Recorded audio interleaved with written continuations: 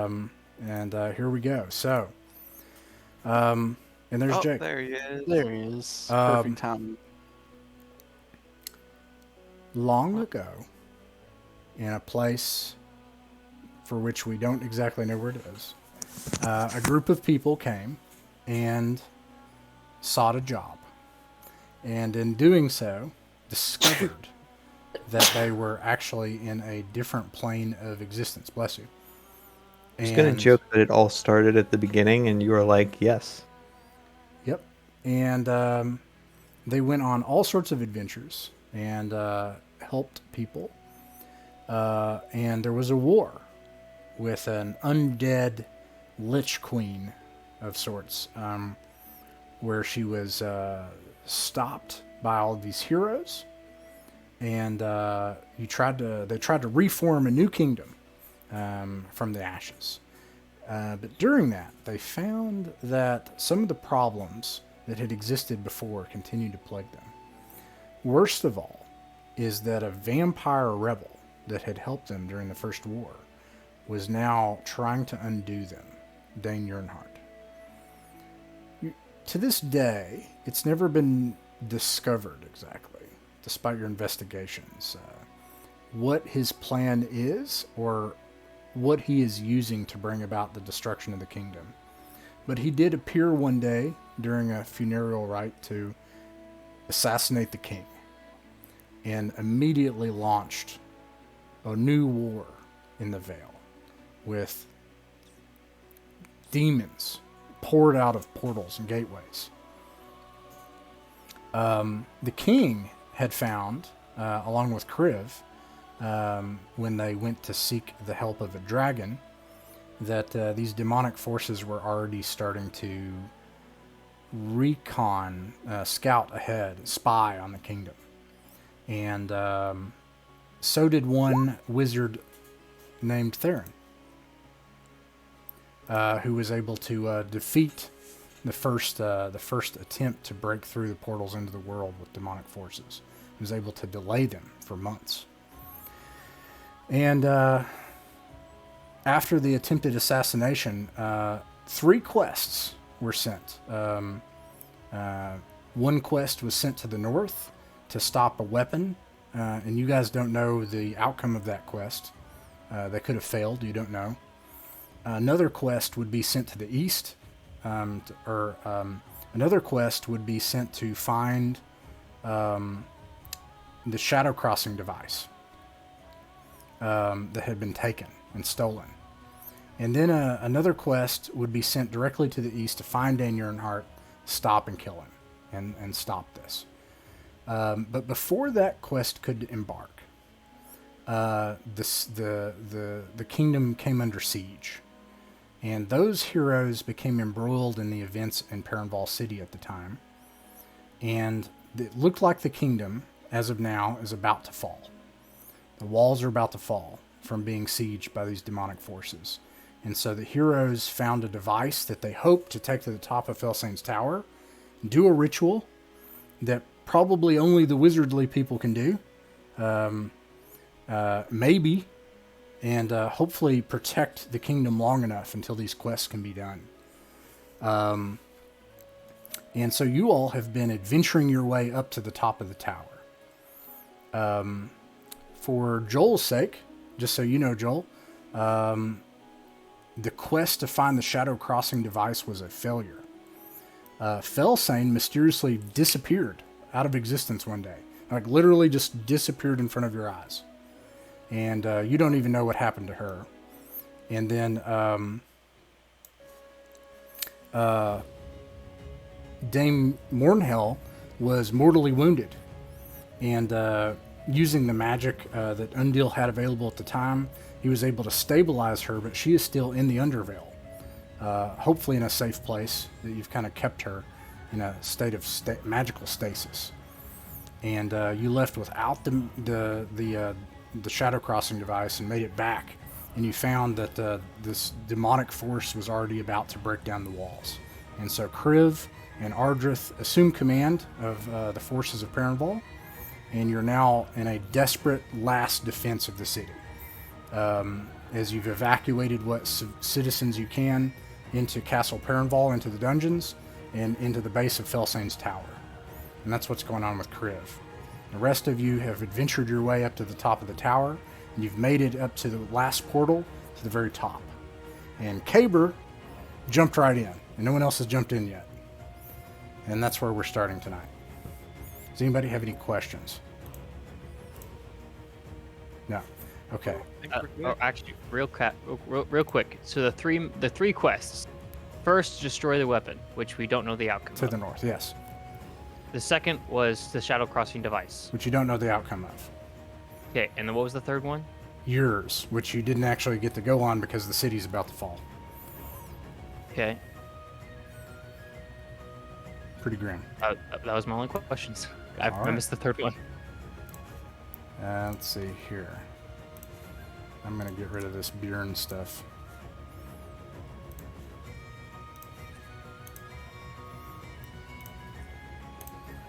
All right.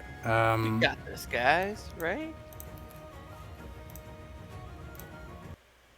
No, nothing. Caber has just jumped into the portal. And then I'm going to describe to you what you see. You hear, well, actually, you see Caber jump in, and you hear huffing of a little figure behind you that's running up in the shadows, out of breath. And this is Sika and Katawan and Theron and Fellcayn. Is it Finkel? It is Finkel. And when you look around, you look behind you and you look around and you see that Rin is gone as well. And and you hear him like, and he like gets up to you and like for a good minute, like, it's just trying to get his breath back.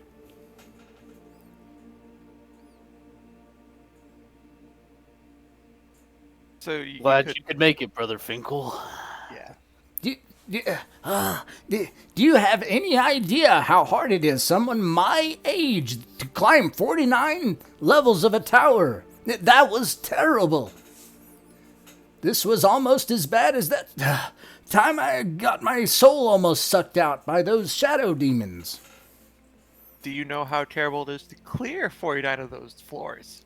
Well, now, that wasn't what I was talking about, Master Theron. Fellcayn laughs in Dwarvish. Listen, there isn't any time. I see that you've overcome the magical barriers to the tower. We need to begin the ritual at once. Do we need to go through this last portal, or do we do it here and now? Wait, no. Direhar, Katawan, don't go through that portal. You don't understand. The city is about to fall. So why don't we go through the portal? Only I, Fellcayn, and Master Theron, Lady Fellcayn, we should complete the ritual together. Where is Caber? He's So already let's have the jumped through the portal. Oh, Yeah. gods. Oh. This imperils the quest. Listen, everyone else, that would be you and you. And he looks up at Sika, Sika, he probably has to look up like that. Your help is desperately needed. The king and his army, they're trying to defend what's left of the city, but most importantly, they don't know that your quest is on the verge of success. Anyone that can't help with the ritual should go at once. You can't allow these monsters to get into the tower to interrupt the ritual, or use what they may find here.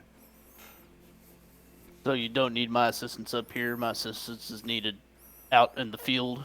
Is that what I'm getting? Yes, Direhar. More And than do ever. do I get there by jumping through this portal? No, you'll need to take those 49 levels back down, as far as I know. Oh boy. All right. Well, I guess I'm off then. Sika, you with me? Yep. All right, let's roll. DM, just a quick note.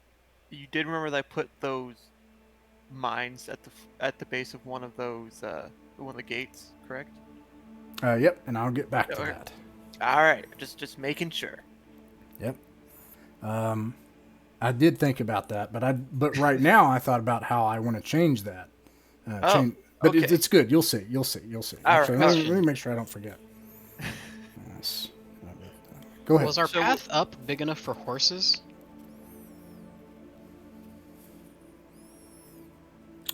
I feel like horse would have a hard time. Not stairs. everywhere. No.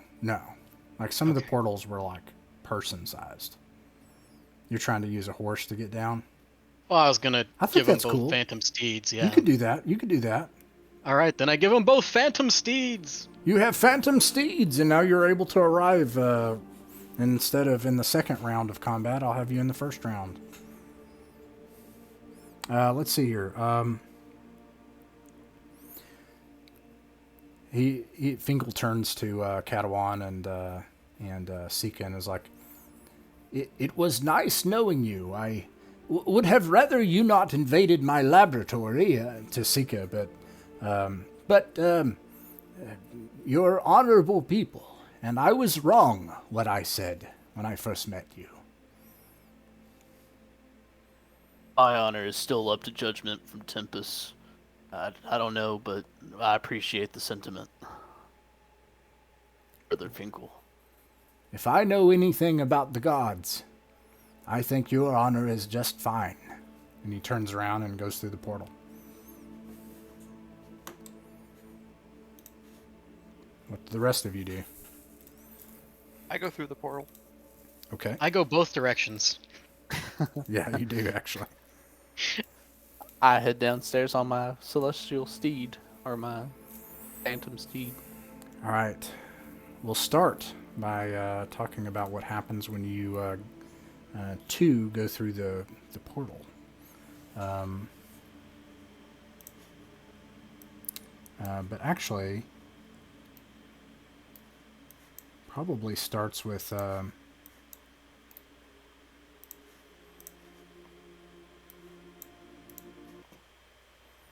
just Caber. And Caber. Oh, roll 20 is going to die on me tonight. I've got so many things going on in roll 20 and everything. Let me reload roll 20 and see if it can do better. Is it lagging for anyone else? No. It Not is? really. I don't For think you, so. Jake? I'm getting some audio lags. All right, let me fix it, because like I've got like so many things going on, and there's no need for that. I need to turn my sound up. Is what I need to do. I can't really hear it. Okay, come on, roll 20. Don't die on me. Don't die on me. All the way up. Now I hear a battle. Okay.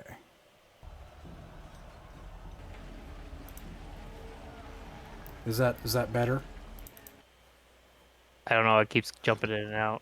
The Okay, auto does. It's but that's not okay. better. My audio isn't. I'm not having any trouble with my audio. Yeah, my audio's fine. Okay.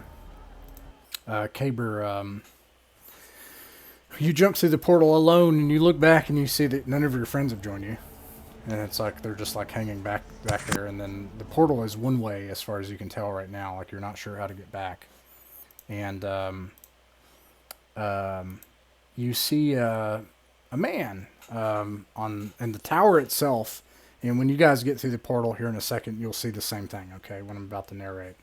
The tower itself. Let me bring this up. Man, roll 20's struggling. I need my notes. Roll 20.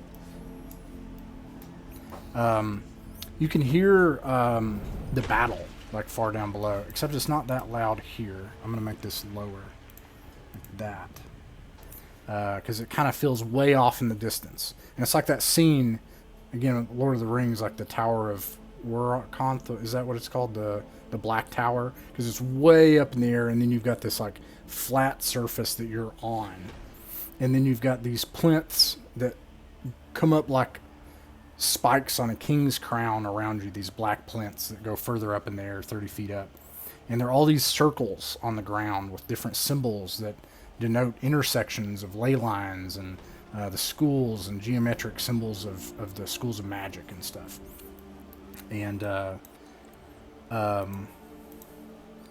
you see a familiar person on the other side, and he appears as you come in here, like out of mist, and just like it's clear that he followed you stealthily through the portal and then made it onto the other side.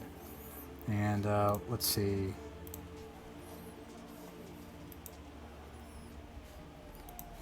And you would recognize this as Villia Dinar.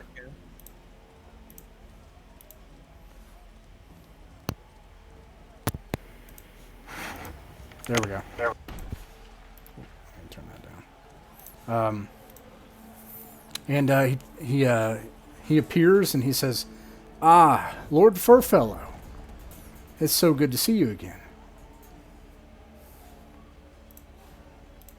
Haber has no response. He's just looking at him, loads a magical crossbow, like making eye contact with this guy the whole time. Villiard smiles and says, "Please, I'm sure we can work something out. My potions helped you, didn't they?" What do you want?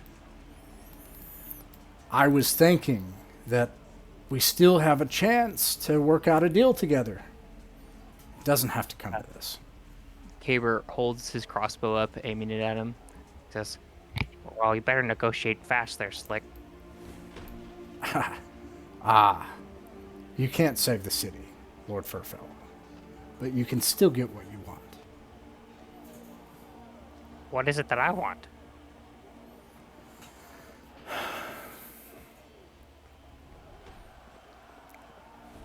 A portion of the city. We can try to make it out. But really, Hauntus, it's too late. She's already taken the city. You can't do this ritual. You give me the device, we'll help a portion of the city. It's a deal that works for both of us. Why do you want a port? What good is that slice of the pie to you? Oh, that lagged. Can you say it again? He says, what do you want with the portion? He says, what good is that slice of the pie to you? It's not any good to me. But I'm starting to come around to your way of seeing things. I think maybe my approach earlier, it's not going to work out, you see. My master, he's imprisoned, as I said. I was truthful. I don't think I can help him. I think it might be better to look at other options. And sometimes you can defeat an enemy by giving them what they want. Give them the city. Save the people that you can. Evacuate. We have the power to do it. Haber looks back to the portal, waiting for guidance from his friends. And at that, 3 people come out of the portal. And Finkel's with them, and he says, and all of a sudden, do you turn back and see your friends? Like when you look back, you said you look back at the portal. Okay, when they come out, Finkel's with them, and he's like, "Lord Furfellow, oh dear." And he looks down at himself, and his body is beginning to like fade and fold in on itself. And you recognize this as planar magic, and it looks like the planes are like about to fold in on him. And he says, and Fellcayn, you would recognize this as the banish spell, but it's already taking effect. It's already happened. And he says, "Fellcayn, the fragment of the shadow crossing device. Please give it to me quickly." I give it to him quickly. He takes the shadow crossing device, and you realize he's about to disappear with it. And he says, "I'm so sorry, Fellcayn. I'm sorry. I have to do this. The shadow crossing device, it can't be allowed to fall into this man's hands." I try to punch him in the nose. And like it goes through him as he's like fading, and he's like, "You're all worth the name heroes. I wish you luck in this battle. You Concentrate. better hope we don't have it because you're next. Concentrate on the ritual. Work together." And he like fades back to Fellcayn. So he's been banished with the portion of the shadow crossing device. Fellcayn, Theron, where's Catalan? And Sika and Rin? They're going the other way. They're gonna keep things coming in after us. Yeah. They're at the base of the tower. Oh, And then I'm gonna go hunt down the midget after we deal with this, so Yeah. what's this guy's deal? Viliad, he says, "I knew you wouldn't understand, Caber. And you, sad little witch, you haven't understood for a very long time. I offered to help. Twice, actually. Fellcayn just looks at Theron, assuming he means Theron. Very noble of Caber to turn me down, but we could have been allies, though." And he turns to Theron. "We could have freed my master. We could have made all of this well. But moral righteousness ruins the day again. I prefer to be on the winning side, you see. And I'm afraid it's too late for my master now. But not for Dane."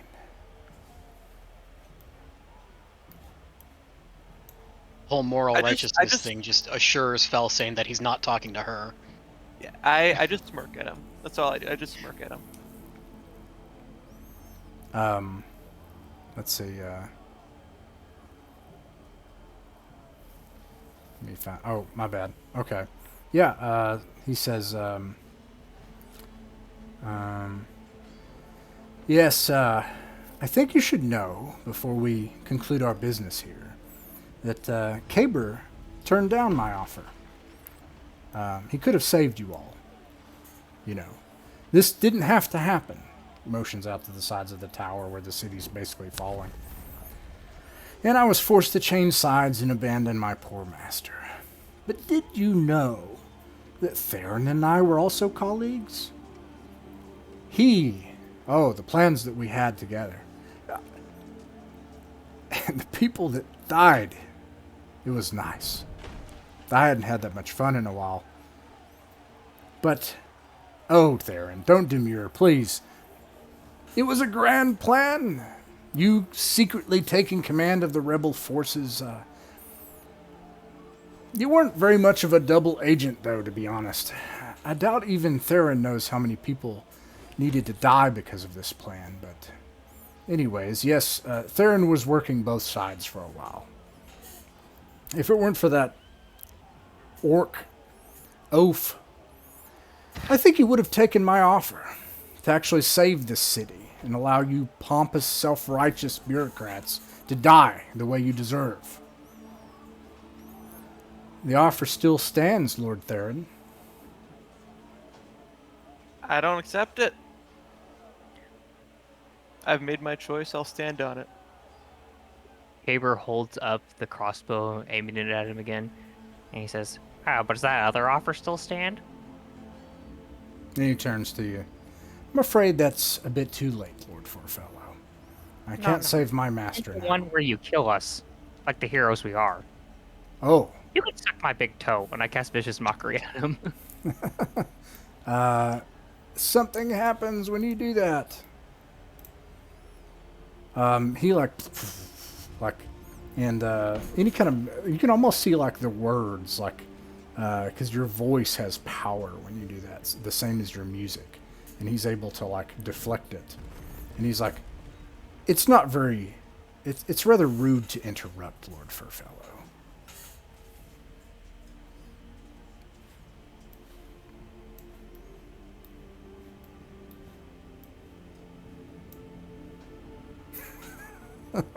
Okay. Let's see here. Yeah, he has one more word left to say. That's all. It's too late. I will kill you all, and I'll take the device, the real device, not the one that the gnome took. But here you stand, an idiot fool with a flute, and the last two wizards of Perenval. Tell me, Fellcayn, what does Perenval really need with a second court mage exactly? Second what? Court mage. Oh. Can I just, like, ignore him and start preparing an action? Sure. What's that Then look that's like? what I'm gonna do. I'm just gonna be like, You get like magic on your hands and stuff. yeah. It looks He- much better than this. He holds up his hands as well, and you see magic like a dormer appear on his hands. And let me find it here. Good old Mexican standoff going on here. I have to move this for a second. 10 versions of him appear. Can I cast counterspell on that? You cannot. Oh, dang. It's not a spell then. Or I can't counterspell it. One of the two. But it does release this barrier. And he says, we will soon see how well you work together. And everybody here can roll for initiative. Wait, so did the counterspell I cast cancel the barrier, or did the magic? No, you're he good. would do- Keep your All counter right, spell. all right. It's cool. It's all cool. Alright, just making sure. Team! Dirty 20. And Caber. No, just you guys. No. So, Caber is all I need. Got a 23. 23.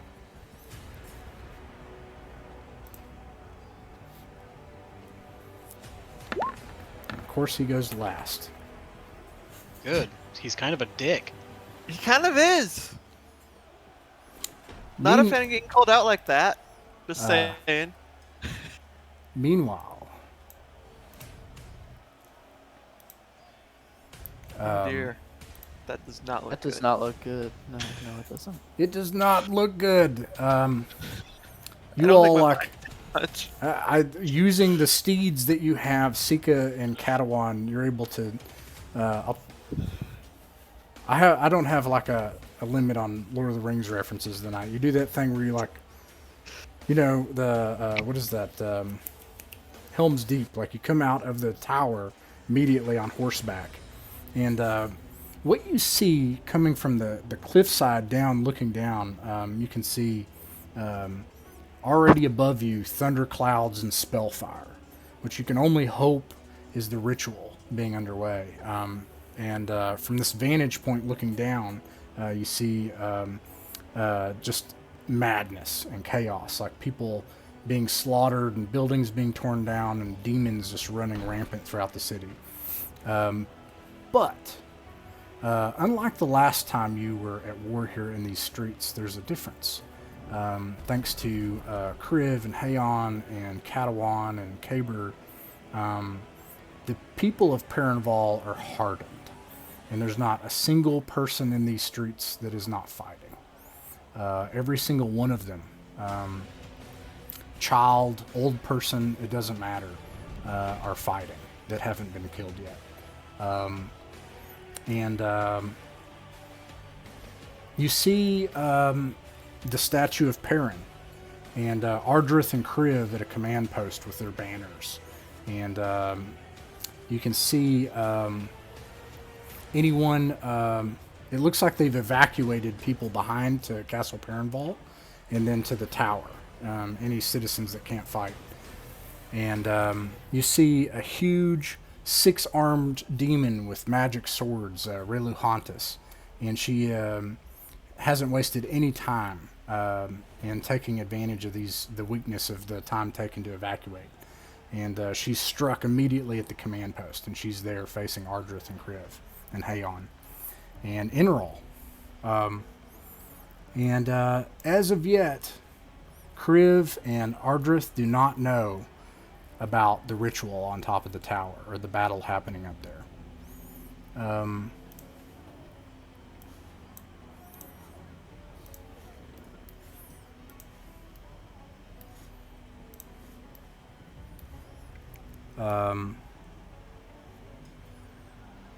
Let's see. Kriv, you are... Can you see your token? Yeah, I can see it. Sweet. And Katawan and Sika, you're coming from this direction. And Reluhantis, she standing on the other side. There are all these forces in front of her. There's this huge winged pig-like demon. She says, "You're brave, but you're not wise. Surrender now. Give the riches of what you have to Dane's new kingdom, and we'll depart the city at once and return to the abyss. Stand and fight, and you perish."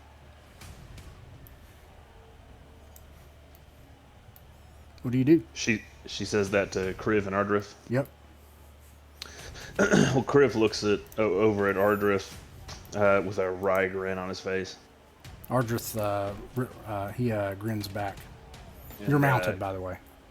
Oh, okay. And Kriv turns back to the demon and says, "Listen, you're big. I'll give you that. The extra arms is new.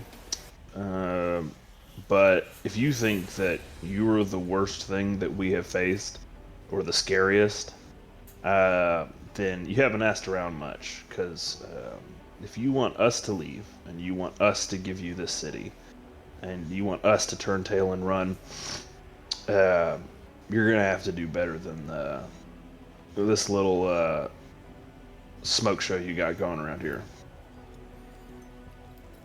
Ardrith, he says, "Well, my general has spoken, and we'll die here for our city, and we're not going to move an inch. So you'll go through us first." And Reluhantis looks back and she says, "Brave fools, I thank you. Long have I waited for a challenge. Attack." And she commands forces to attack you all. And you can roll for initiative.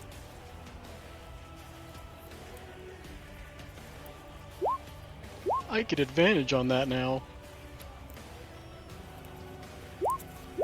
Okay. Let's see. Actually, I'll just roll hers.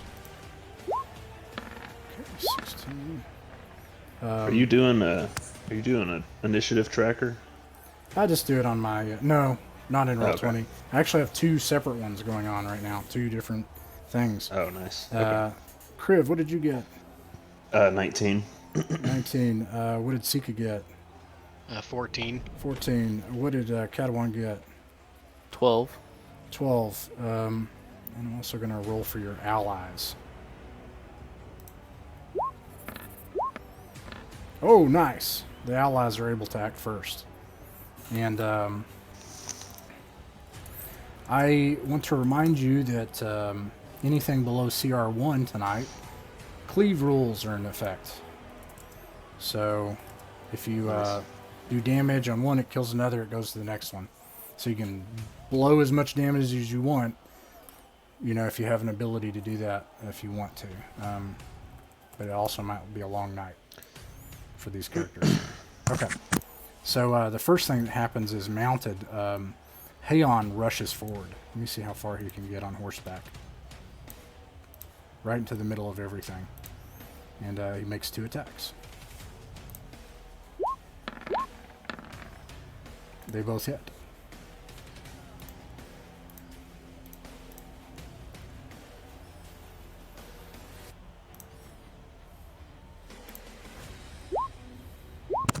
What's the distance difference? What's the speed difference on mounted? Is it double? I think it's double. I think it goes 60 feet. Okay. Yeah, it's 6 Just feet. normally. Not even like...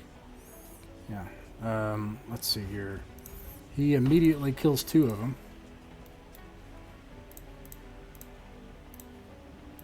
And Interal charges forward on horseback as well to try to do the same thing.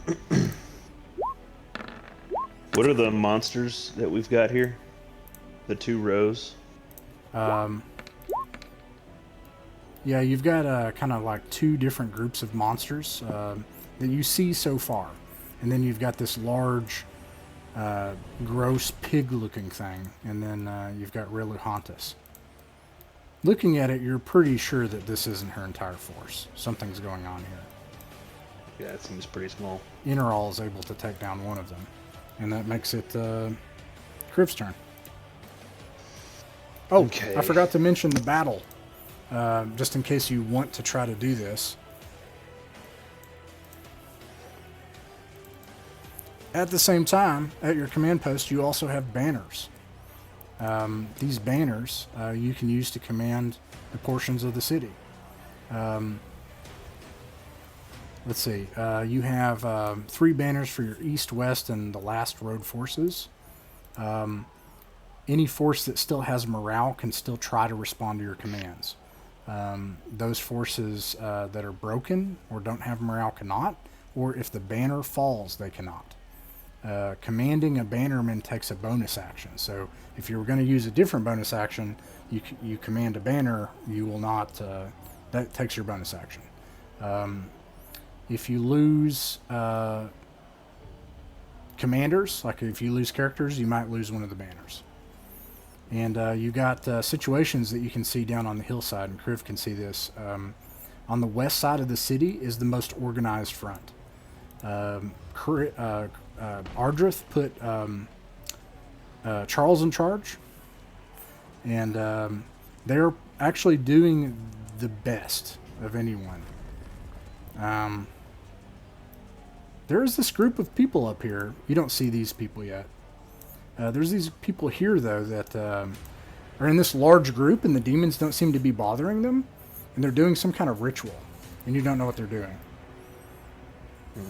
At the bottom, in the gates of the city itself, are a literal endless tide. Like, literally, there, as far as you can tell, there's no end to the number of reinforcements that will come into the city over time. And then you have the last road in the center, and those forces are non-contiguous. They've been cut off from each other, and they're all just trying to fight in small groups. You've got groups that are just pillaging and murdering in areas where there are no forces that are organized. And then on the eastern front, they're probably in the worst disarray. Like, they're about to fold. So tell me again what moving the banners does? You can basically, so long as you have a banner on each side, you can command forces on that side. You can attempt to command them. I'm using the portions of the Unearthed Arcana rules, so you have a battle rating.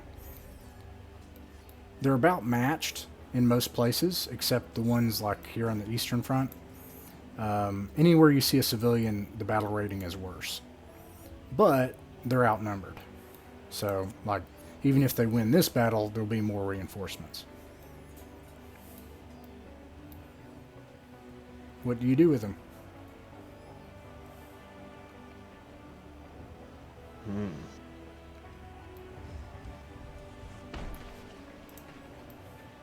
So are the banners more troops? I'm sorry, I'm The banners are literally signal devices that a bannerman at your command post are using to be able to command, like retreat, hold ground, reinforce the eastern front, like do whatever you want them to do. They send a signal. okay. How are these ones in the middle doing? They are they're cut off from each other, and that's their main problem. Like, if they weren't, then but I'll roll each round to see what happens with them, but these are about evenly matched, maybe a little bit better off. The last commands they were given were to reorganize, like advance to the rear, and then reorganize a line, right? Okay.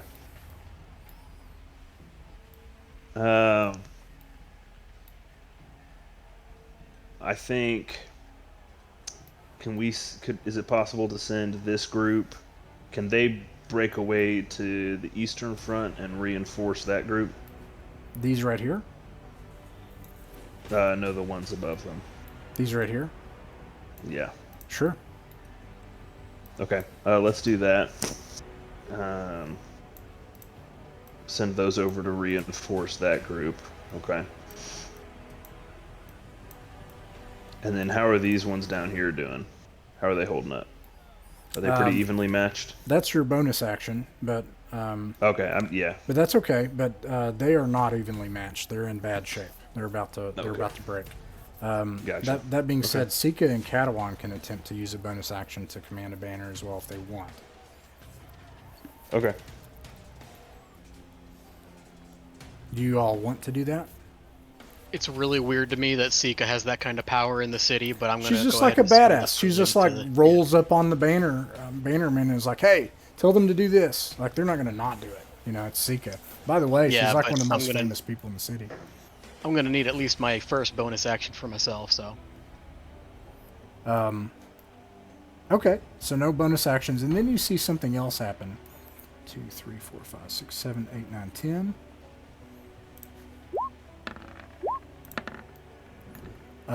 There is a huge explosion at the gates of the city. There's like a number of these things. Just a massive explosion goes off, and it delays their reinforcements, and they have less to draw from on the next round. So it's at least bought you some time. Okay, I will roll for these off screen, and I'll take you back to your battle. Okay, let's see. So, Kriv, what do you do? All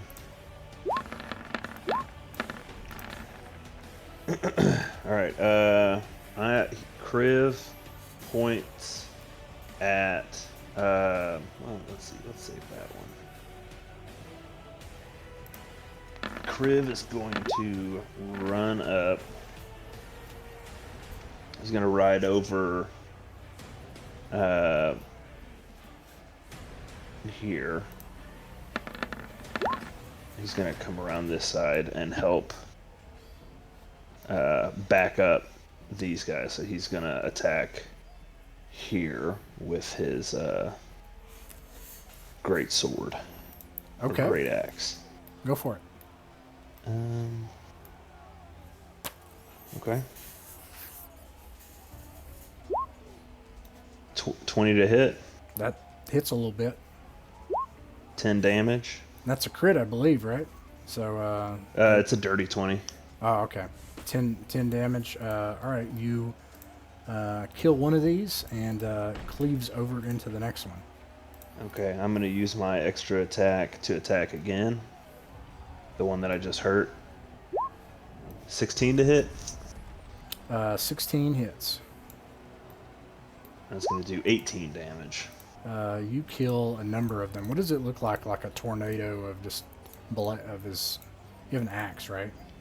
Yeah, so he's got a great axe, and so I think he's coming up. He comes up to them at full speed and just kind of going down the line on his mount, and he's swinging the axe in circles over his head, and then kind of as he comes by, he like leans over to the side so that rotation, that circle, like intersects with the necks and shoulders of the people he's going past, and so in just two single circles, two single swoops of his axe. As you're riding past, and that's exactly what happens. It just cleaves him perfectly in the right place as you charge past.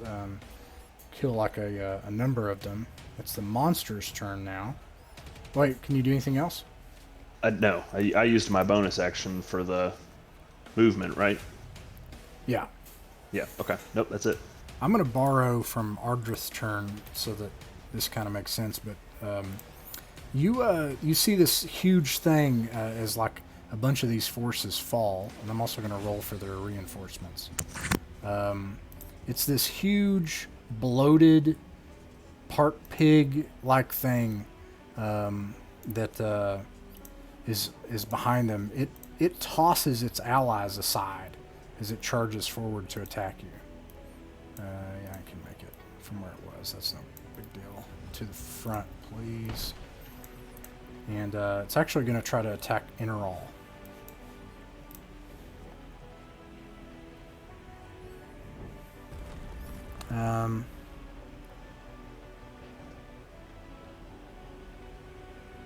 and make a wisdom saving throw. Who's it attacking? It's attacking Interall, your ally there, who passed his saving throw. But you also need to make a wisdom saving throw. Oof, not my strongest. A 7.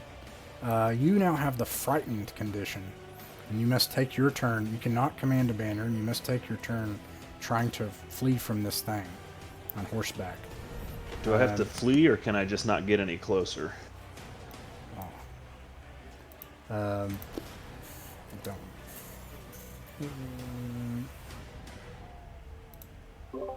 I have the frightened rule here if you want me to read it to you. I just need like the gist. Like, just give me the A fright gist. disadvantage on all ability checks and attack rolls while the source of its fear is within line of sight. Oh, The okay. creature cannot move any closer to the source of its fear. Yeah. So, so long as you can see the thing, you get disadvantage, and you can't get closer to it. But you Roger can that. use a banner. I was wrong about that. Hell, you can use 2 banners because you got an action and bonus action. Okay. And that is its action. As it this like nimbus of psychic energy like radiates out from it. The next thing I'm going to borrow from Ardris' turn. He's going to charge forward. This is going to happen anyways, and they're going to start fighting. Riluhanis is going to fight him.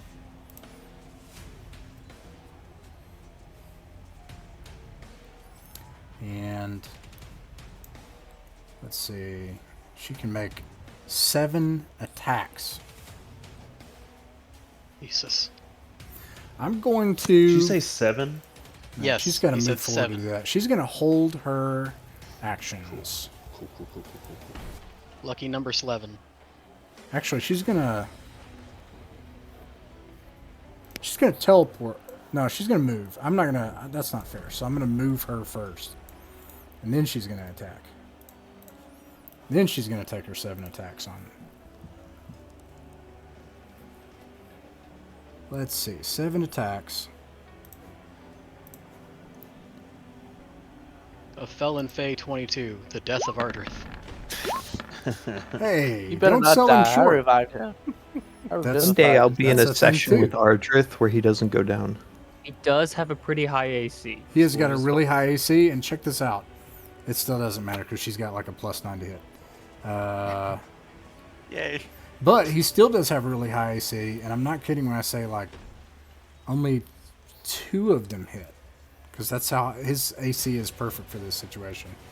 But he's not going to be able to use his defender the next round to attack with instead, because he's using it as a shield, and he gets knocked off of his horse as like all of a sudden these blows just start flying at him.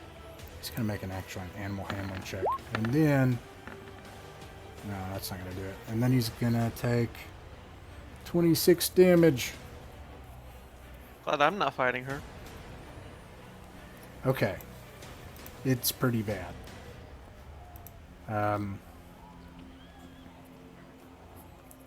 It's pretty bad. Okay. That's her turn. And then they're also going to receive reinforcements.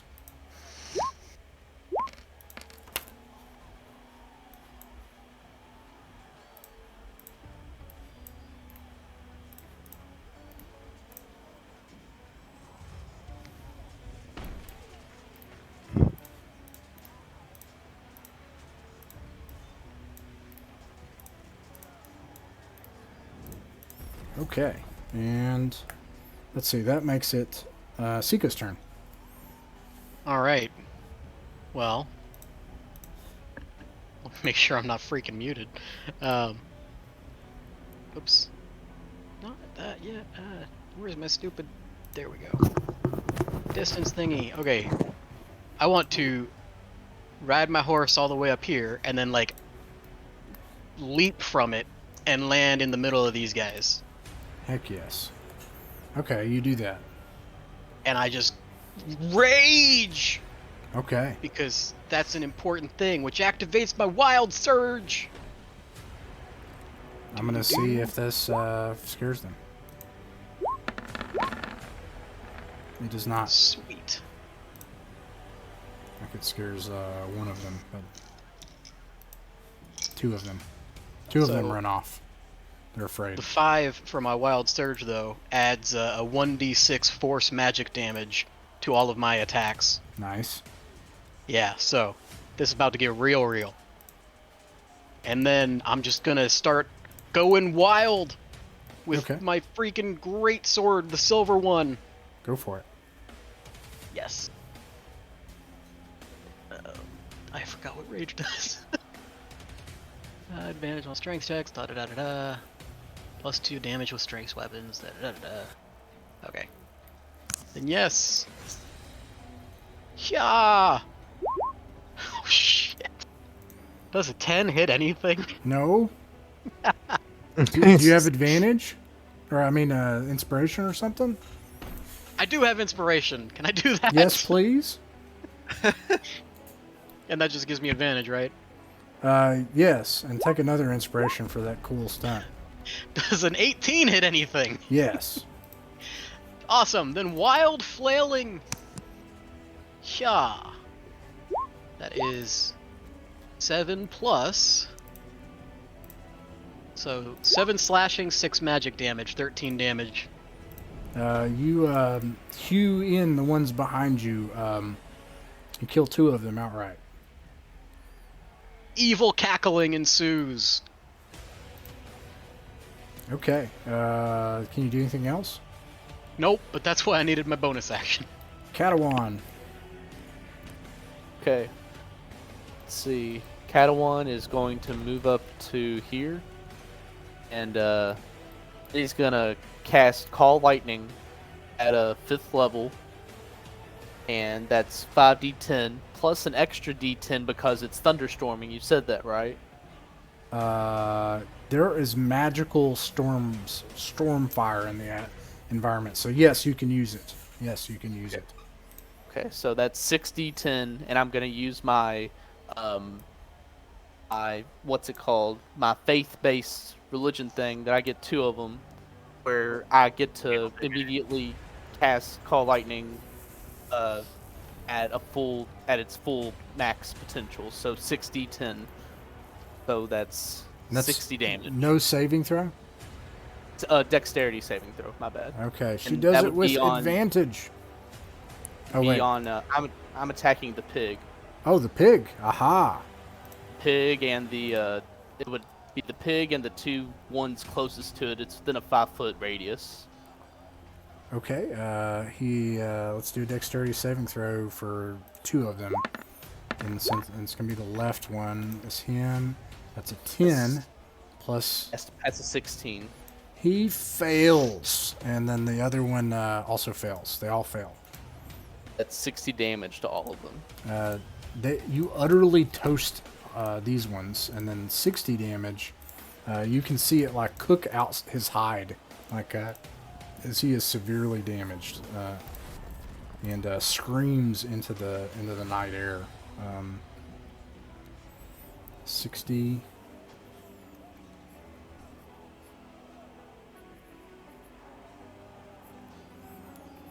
Okay. No. And this is Ardrith. Okay. Oh no, my notes. There are too many notes now. All right. Anything else? What do you say when you do that? Well, I would usually say in the name of Tempest, but I think he doesn't really say anything. He's just focused and really wanting to kill all these bad dudes and just cast Call Lightning, you know? Okay. Yeah, that happens, and now we're going to go back to the tower. Meanwhile, back on the tower, this guy has surrounded himself in copies of himself, and they start like shifting and changing places and stuff. Oh, I forgot to put this up. And let's see. It goes Caber, and then who? Who got a 20? Theron. Theron, I and did. then Fellcayn, and then his turn. So the first person able to act is Caber. Caber tries to look at, because he was making eye contact with him the whole time, the one he thought was be the original, and staring at that point, I'm going to take out my flute and say, I've met hags that look prettier than you. And then he's gonna scream into his flute with this high-pitched screech as the sound is like visible as a needle, and then explodes. I'm gonna choose probably right here. Yeah, right there. So it explodes into a 20-foot radius, which is gonna get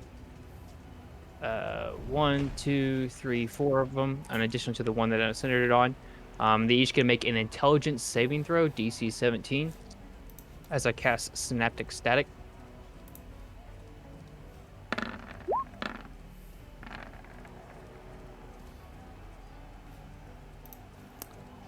His intelligence saving throw Yep, is intelligence saving throw, DC 17. it's a +9, Cool. and they all pass except one, actually. All right. also Then they're all the going limit. to take half damage. I rolled 29, so they'll take half that damage in psychic. And the one that failed has -1 d6 on attacks, ability checks, and concentration checks. 5 of them disappear. All right. As a bonus action, actually, I'm going to save that. I'm going to use my movement to try to get. Actually, first, I'm going to use for a minor action. I want to flip my coin of Magic Mouth to somewhere over here. I just flick it over there, and it will scream if anyone tries to cast a spell at my friends. That's what the spell is on it. Then I'm going to use my movement and double check range, make sure I have enough. Yeah, I'm going to use my movement to run behind this wall over here. You'll need to remind me of the Magic Mouth thing. Okay, making sure that I can see both of my friends from this angle. And that will end my turn.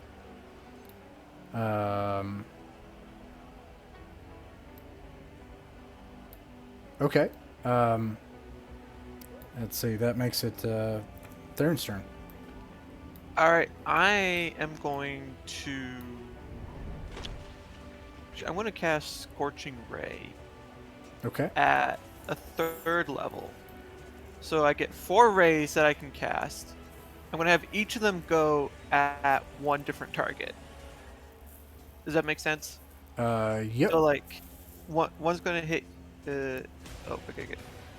One's going to hit here, that guy, that one, and then that one. So I gotta roll 4d20. He casts Counterspell. He sucks. I end my turn. That's all I can do. Fellcayn. Okay, well, I'm going to, right in the middle of these 3, cast Vitriolic Sphere, which is a 15 dex save. A 15 dex save. He casts Counterspell. But what level is that spell? 4th level. 4th level. Therefore, he must make a save, and its DC is 10 plus the spell's level. So 14. He is, let's see, so this is 14. The one that fails is -1 d6 too from that. Okay. Wait, never mind. Just kidding. Sorry. Okay. Yeah, so 16 plus, let's see, plus 5 is 21, plus 5 is 26. So you got a 26. So you counterspell. Each of his freaking clones get a reaction? Nope, just the one that is actually him. And that's the only one that does. Then, wait, then he already used his reaction on Theron. Yeah. Ah, So he doesn't get one till it's his turn again. nice. And- Good point. Additionally, Counterspell is only cast if they're within 60 feet of the person casting the spell. Then is Oh? this further than I thought? Oh yeah, it is. Okay, cool. I'm sorry. Yeah, it's about 100 feet. Yeah, Okay, it's right about on. 100 feet. Okay, go ahead. So can I? Proceed. yeah. Well, so his damage should have actually hit too because he's not in range of counterspell. Yeah, counterspell's range 60 feet. Uh, But okay. if we can ignore it, I'll just have a spell slot. Go ahead. Roll your. Let's see. Is it a dexterity save? No, I rolled a hit. Ah, okay. Go for it. All right. Roll all these dice. Ooh. Okay. So that is. I know one of them missed, but there's a modifier. Say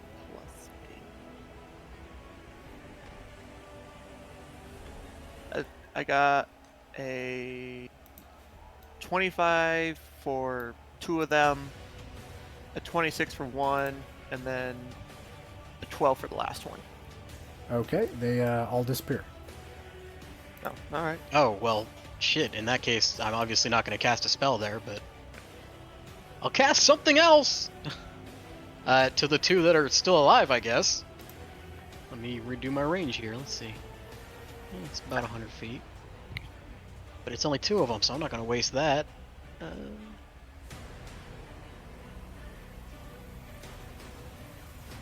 I will move slightly closer. To which they will probably counterspell. But that's okay. Because I'm going to cast Ray of Frost at the closest one. Ray of Frost. Okay. Which is also 60 feet, so... he does not counterspell. Go for it. Alright. Oh, Jesus. It's a 15 to hit. 15. 15 does not hit. I figured it wouldn't. Not rolling great tonight. All right. It is. It's his turn. He is gonna start by like the 2 of these things are gonna like step together, and then you hear a noise as all of a sudden he raises it, both of them raise their hands mimicking each other, and you can see everything start to like slow down and like stop. And, But the problem with that is counterspell! Oh, nice. Yes. Try it. I try it. You have to beat a 19. Alright. You can have my inspiration. Wait, what do I roll I'm for giving that? you moral support. I think What it's do I roll for beating it? D20 Right. plus your spell modifier, isn't it? Yeah, so it's a Okay. spell save, so like you should be able to use your proficiency bonus, your intelligence modifier as a wizard, and a d20. All the And get things. advantage as my inspiration. Nice. I don't know how to tell this thing to do advantage, so I'm just gonna do the math.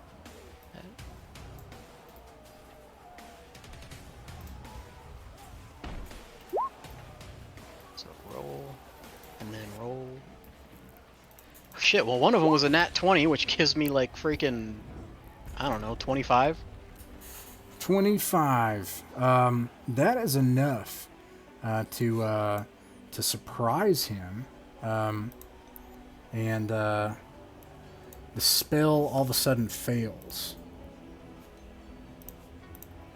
And he looks surprised and stunned. And that this is how also- she cast it. And let me see if it can do anything else. I don't think so.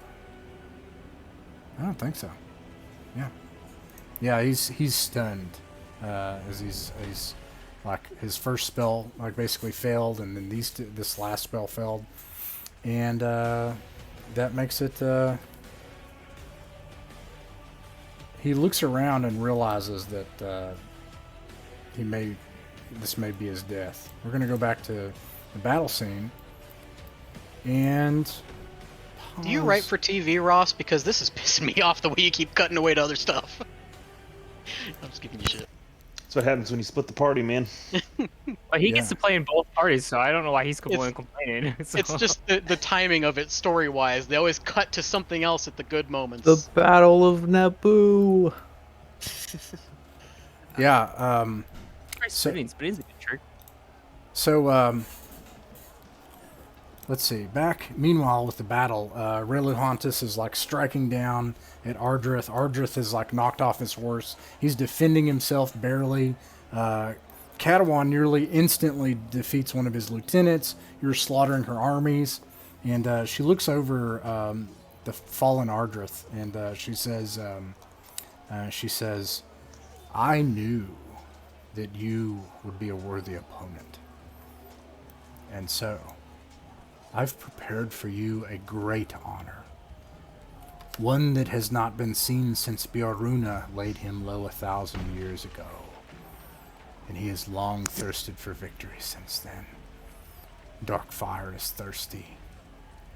And she, sheathes two of her swords and then, her hands, and she turns around and, looks like she's doing a ritual. She says something like, oh, and then there's this screeching noise of a word that just goes into your mind, and you feel like your brain cells just being peeled apart as there's this screeching.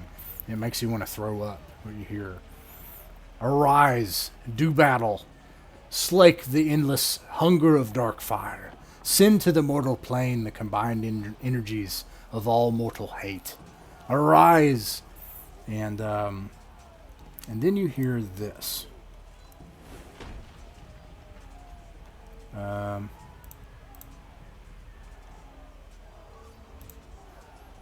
You hear the sound of a groaning and grumbling, old stone against stone, and fire. Here. And there are two giant claws that rip out of the earth, and fire and vapor begin to rise out of the earth. Actually, it happens back here. I don't know why I put there. And this giant being rips itself out of the earth.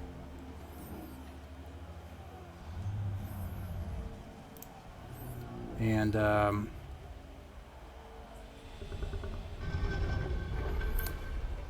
Kriv, you said we faced bigger than you before. You have never seen anything this big.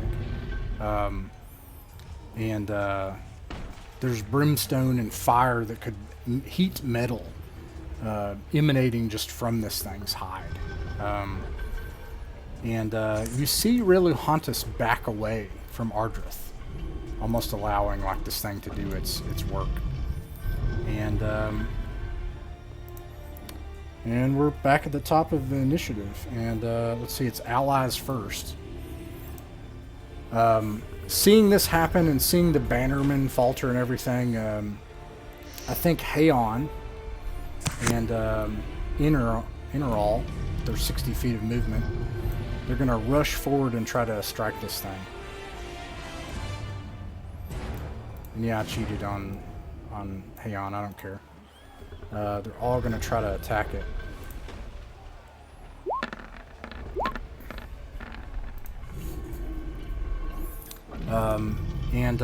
Not only is it useless, their attacks, but immediately their horses rear up from the fire that's coming from this thing. And they seem unable to even touch it.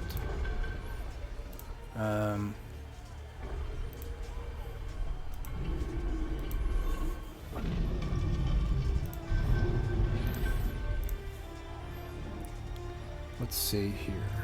And it has things it can do. Where's that? 3d6.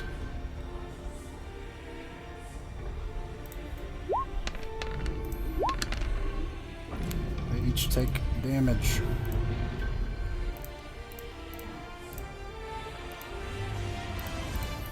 And that makes it Kriv's turn. And you're currently afraid. Hey, I think you can save against I it, though, could right? jump in right quickly. Yeah. Is Bjorn around? Not yet. Gotcha. Just wanted to remind her. Alright, so...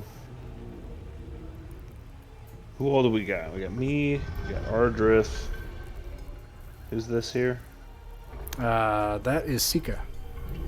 Okay. And then over here we got... Katawan. Whew, okay. Yeah, that's the biggest one I've ever seen. Ardrith is down. Ardrith is not down. He's knocked off his horse and he's wounded. How wounded are we talking? He's like got 40 hit points left. Okay.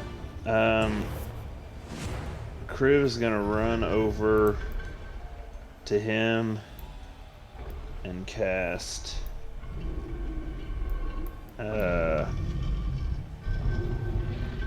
Cure Wounds. Oh yeah, you're a paladin. Yes. So that's only going to give him 6 back, but it's better than nothing. And then... Here at as the a end of the bonus- world, the two friends. Yep, facing it together. As a bonus action, he is going to... A bonus action? No, that's an action. He's going to cast Hunter's Mark on big girl here. So let's go ahead and push that out. Remind me of that when you do it. Yeah, so you choose a creature you can see within range, which is 90 feet, and mystically mark it as your quarry until the spell ends. You deal an extra 1d6 damage to the target whenever you hit it with a weapon attack, and you have advantage on any wisdom or perception or survival checks. So you don't If the want to target- command the forces on this turn. No, Okay. not on this one. Okay. If the target drops to 0 hit points before the spell ends, you can use a bonus action on the subsequent That's turn fine. of yours to mark a new creature. Yeah, So, just let me know when that comes up. sure. Okay. Anything else? That's it. All right, it is their turn. Reluhantis towers over you both as you're trying to heal Ardrith, and is like, "Your names won't be remembered, but you are heroes. But no one will remember you." And she tries to attack Ardrith.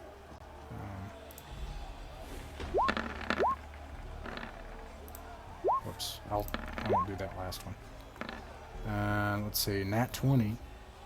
So let's see, 1, 2, 3, 4 of them hit. One is a nat 20.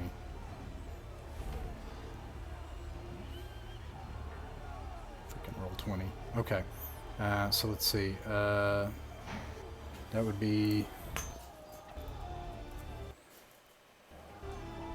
13 times 3. 39 plus 39. 65. Ardrith is down. Oh, Jesus. But, Probably should have saved that healing spell. yeah. And that's her turn. And then it's going to be big old guy's turn. He's going to attack Innerall and do a bunch of things.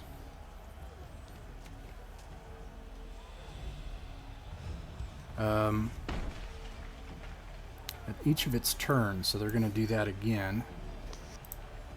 They're going to take some more damage, and then he gets 2 attacks. A longsword and whip. So he's going to just make 4 attacks. He has a plus 14 to hit. I think they all hit as a result. So let's see. That would be... Oh no, he can only do that once. No, 2 attacks, yeah, so it'd be the first 2. So 21 and 15. And then another 20 is pulled in. Okay, so that's 30 damage, 30 some damage. He's already wounded. He took another 6 damage. And Inral is actually taken by this thing in its hand like this. And Inral's like on fire, like burning alive, like screaming as it's brought up to it like this. But he's still alive, but just barely. And the rest of these things are going to try to... Well, they're going to attack you all. So they're all going to go to Sika. How far is that? And Sika misspoke. It's whenever I get attacked, the attacker takes 1d6. The attacker gets 1d6. Off? Yeah, like, well, they get rebuked with 1d6 force magic.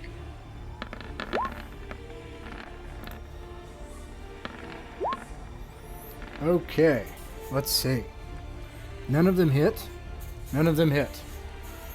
And you said that some of them... How much damage do they take? It doesn't matter if they... I don't think it matters if they don't connect. Let me give you the wording and get a ruling on this. Nope, it's okay. Nope. Okay. Yeah, no, they didn't hit. Yeah, you know, it explicitly says hits you, so yeah, if they miss, it's nothing. Alright, they're gonna try to help Big Boys, or the big boy here, not that he needs it. And then the Nalfishni is gonna keep advancing toward Kriv to try to attack him. Oh, he can't make it. He makes it that far. And then they're all gonna try to attack them. 2, 3, 4. And 3. One of them hits. And I think what actually happens is you see the Baylor like just take and crush Inral the life out of him, and he's on fire, and then drops his dead body to the ground. Inral falls to the ground dead, and Haon is like surrounded and been knocked off the horse and holding his shield and trying to fight these things off amidst all this fire. And that is their turn. It's Sika's turn. Alright, well, I'm definitely going to move away from these things, so whichever ones get an opportunity to attack, do that real quick. Okay.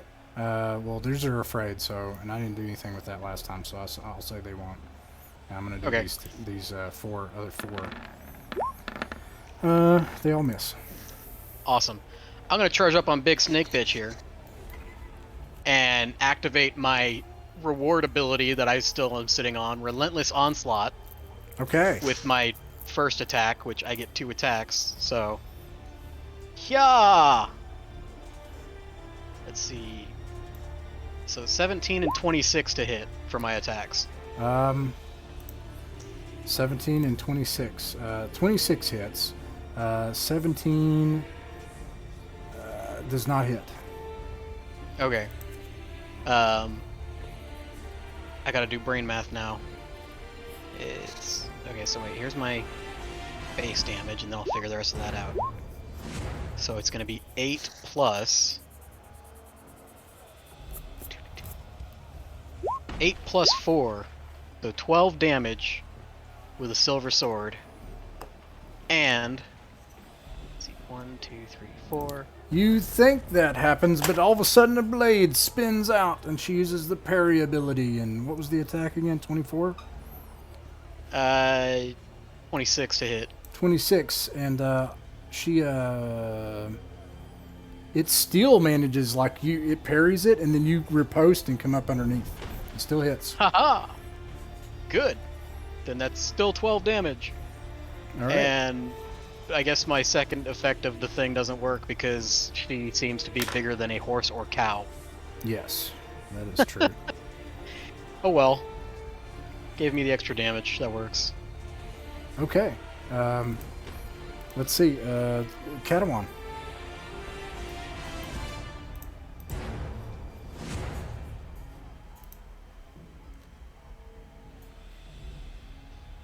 Katawan? Is muted. Yeah, you're muted. Bad. I was gonna say he's gonna call lightning again on the pig monkey. At 60-10, dex saving throw 16. He fails. So he takes 28 damage. You utterly roast the pig and describe how you kill him, or what it looks like. Meat's back on the menu, boys. No, I'm kidding. Not the Lord of the Rings reference I'm looking for tonight. Yeah, he gets up and says, "By the power of Tempest," and just, calls lightning on this guy, and this big flash of lightning strikes down and just completely roasts this pig. You have slain a CR-13 monster by yourself.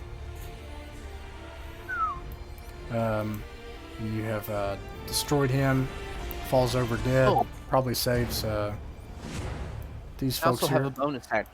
Okay, you want to command Perenval's forces? I'm going to cast Healing Word on Ardrith at a 3rd level, so 3d4 plus 4. Click on it. Oh shit, nothing I did was a bonus action. I meant to command the forces. You can still do that. 11. 11. It's Okay. 11 points of healing. You like nuke this thing across from him and save their life, and then like, don't you have to touch? No, you don't have to touch for Healing Word, and then you say a prayer, and also like life re-enters into Ardrith as he's laying there, and Kriv is like next to him and everything. You get 11 hit points back to Ardrith. He's alive. He doesn't have to make a death saving throw. Anything else? That's it. Okay, and then going over to the battle, Sika, what would you have the Bannerman say to Perenval's forces? Oh yeah, I didn't resolve this. So actually, let me tell you what happens, because it's bad. First of all, these people are still pillaging. This one, I'm going to see which group is destroyed, and it's Charles. No. And I'm going to see, I need the mass combat calculator, because I'm going to give Charles a chance.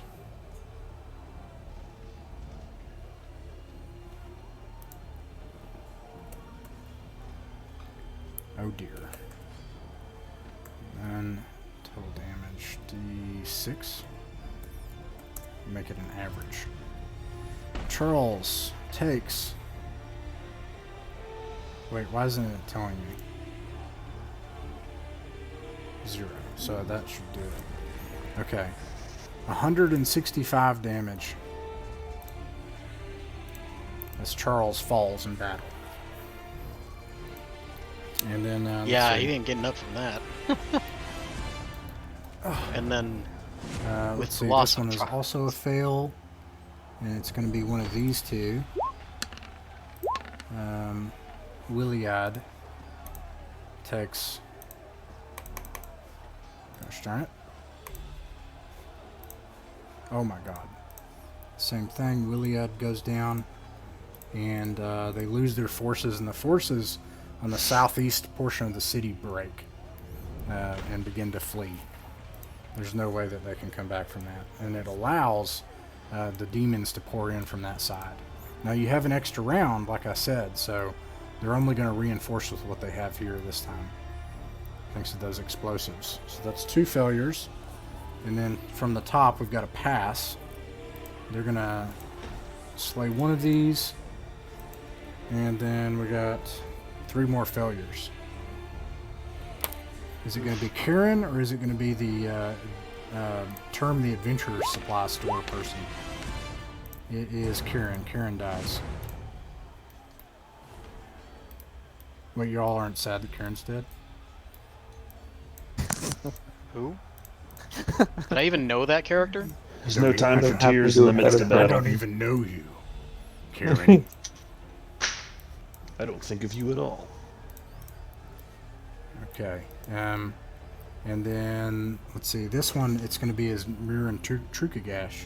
And it is a failure, and so he's the only commander, and so he is also dead. They are about to break. Okay. What do you do with that? Well, shit.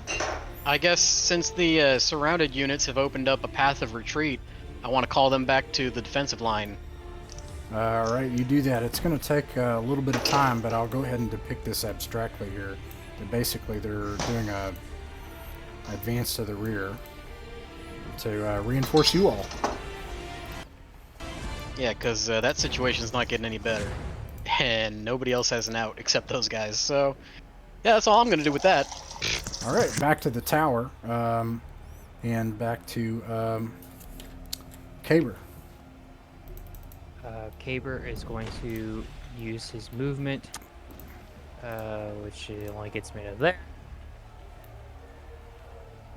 And then I'm going to look at him with my crossbow in my hands. Say, tell me where Dane is, and tell me what his plans are, and I'll let you go. I'll tell you.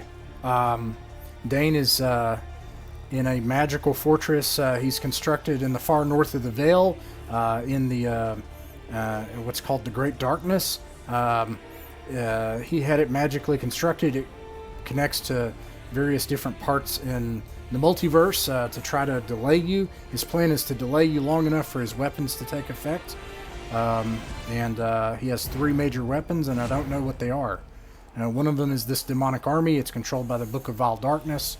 It used to be controlled by Igwilv, Tasha, but it was lost somehow, and Dane has it, and so he commands Rayleigh Hauntus because Grotz, my master, is imprisoned. His second weapon, is to destroy the Veil from within by destroying the green on the inside, and the third weapon I don't know. Thank you for being honest. I'm sorry I'm not honest. I shoot him with my crossbow. Okay, roll the hit.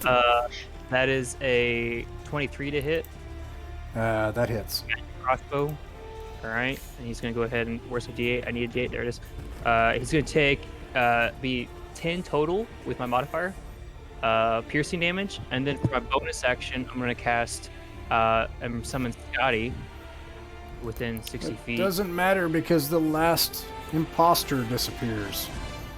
But Okay, you can summon Scotty. I do, and as part of summoning this spell, he gets to make an attack. Okay. So, I have to roll the hit. Dumb me. That's a dirty 20 to hit. That hits. For 5 radiant damage. Okay. And that will end my turn. All right. Theron. I'm gonna pull out my gun, charge it up to 3 bursts, and fire it at him. Okay. Roll the hit. Wizard duel. What's the modifier for the gun? They're again? they're doing spell duels, and then he's like, actually, and just pulls out a gun. Well, I don't have the stats for the gun in front of me, actually. I don't know what they are. It's in your, here it is. I see a strange device. Ah, yes. I see. But it doesn't actually show anything.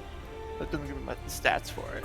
Yeah, I didn't give you the stats. It's a laser pistol. It's in the Dungeon Master's Guide, and you have to roll using your dexterity mod.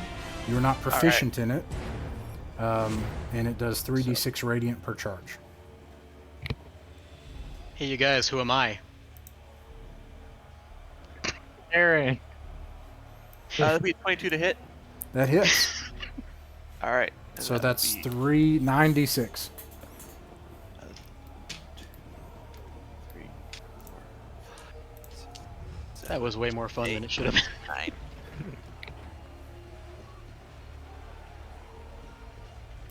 While you're doing that, I'm sorry, he may survive. I'm assuming Fellcayn you're going to attack, or what's Fellcayn's plan? Because he's got a lot of math to do. Yeah, assuming he survives this, Fellcayn's gonna blow the guy's fucking brains out herself, so... Go for it. Go for it. Okay, well, I'm gonna fall back so that I'm out of the 60-foot range of counterspell. And then I'm going to... Sorry, what? What'd you get? 32 damage. 32. It's 32 actually not damage. that good. Okay. Takes Oh, that 32. does he survive Oh, that? yeah, absolutely. Holy crap. Okay, well, I'm gonna cast Chromatic Orb from 90 feet away. Okay. You cast Chromatic Orb. And doodly doodly doo. Does a 13 hit? A 13 does not hit. Yeah, I thought you were gonna say that. Okay. So I guess he does survive. Yeah, he's doing fine. It's his turn now. He's going to do bad things. So you can't do that. He can't do that. He can't do that. He can't do that. That's not that great. He is going to attempt to banish one of you. How long does it take? It's 1 minute, so that's a bunch of time in combat. So, all right, here we go. I mean, yeah, it's 10 rounds. That seems like a bad move. Not that I'm going to tell him that. Let's see. Well, So it's never interrupt your opponent if he's making a mistake. he's going to do it on Theron. Alright. Magic mouth would trigger. Scream at him. Yeah. Too far away. I can't counterspell it. Oh. It works both. The matter is going ways. to take him 10 rounds. All right. True. So you got to pass a DC 19. It's a charisma save. Oh, that's Scream. not good.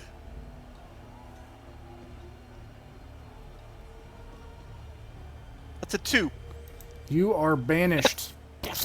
You disappear from existence. And But if it takes him 10 minutes to cast, there's no way he's It finished. doesn't take him 10 minutes to cast.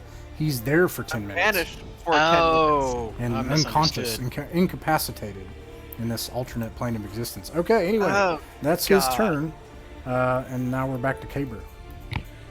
Back to me already? Yep. Caber's gonna fire off another round. That's gonna miss. That's a 10 to hit.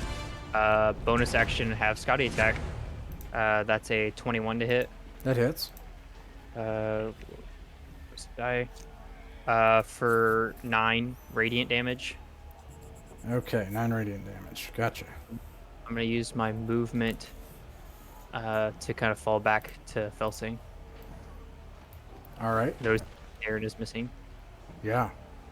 And that makes it Fellcayn's turn. Has Caber actually been hit at all in this fight? Not yet. Okay. Okay, because yeah, I got a bonus action and a single healing spell, so just to give me a shout. Don't worry about me. I got myself. I'm automatically assuming that this guy has defense against magic missile because Ross hates me. So I'm gonna go with chromatic orb again. Doodly doodly doo. I'm gonna make it lightning. Does an 18 hit? An 18 hits. Awesome. Is this damage from a spell? Oh lord, yes, it's damage from a spell. How much damage do you think you 19 lightning damage Oh. that you're gonna tell me I didn't do. did? 19. He takes half. He takes 8 damage. Man, it really sucks being banished.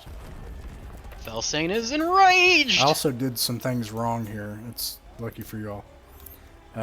Okay, and that makes it his turn again, and he's going to start blasting.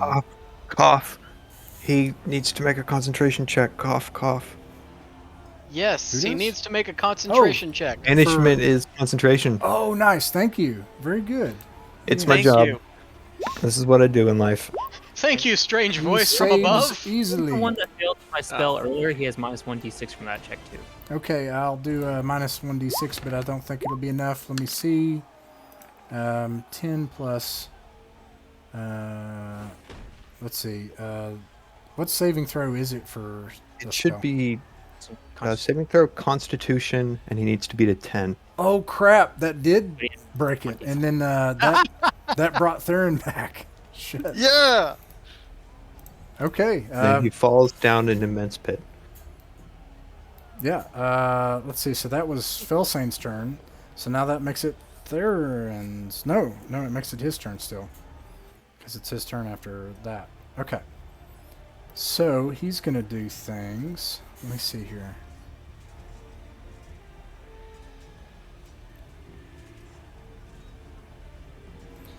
He is going to cast Lightning Bolt, but he's going to use it. Say again. I was gonna say at who? In the to whom it may concern in this direction. Let me see here. In this direction, I think. Yeah, that's what's gonna happen. It's 5 feet wide. It's a blast. You must make a dexterity saving throw. And my spell save DC is 19. Who has to make it? That Yeah. would be. I can't hurt Scotty, right? Yeah, he's So, not. He's yeah. a of your match. It would be Caber and Fellcayn. But we're 7.9 feet apart. I think it's going between you two. Oh yeah, I was making a joke anyway. Oh, so close. I got 16. I don't suppose I can use a potion as a reaction, can I? No. Because I have the perfect thing for that. Okay, he says the dex save Correct. You say it's 92 lightning damage. Uh, at 16. I'm gonna Hey, be that's like- casting it 2 levels up. Okay, so it's gonna be 10d6 damage. Did you Alright, pass? right. It was I rolled 6 a pats. You did not We pass. both rolled 16. 16 total. You did not Yeah, we pass. both. There we go. Ready to roll triple digit number on damage here. All right, so you took 43 damage as this like arc of lightning bursts out from him, and just like the Emperor from Star Wars, just like erupts out of him. That's his turn. So now we're in the spell battle proper here. I'm gonna go back to the battle. I finally get back and I can't cast any spells. And then, let's see here. You see a light coming from the northeast. Beams of it coming down from above, and it seems you've been fighting this battle throughout the night. And you know that Perenval has no moon. You've never seen one. There's no star so bright in the sky. Energy, nonetheless, is pouring down from up above there. And finally, as it draws closer, you see a bright white steed. And someone on it. Let's see here. And a whole bunch of other people. I'm pretty sure I recognize this scene from Lord of the Rings too. I'm pretty sure I made a joke about it half an hour ago. Oh shit. Or 2 hours ago. Wow. It's been a minute. And you hear a voice in your mind, Bjorn. It's like metal screeching across metal, and you feel your brain cells just like being peeled apart as you hear this voice say, "Son of Darkfire's bane, you will suffer the penalty of your ancestors' long due. The tree burns."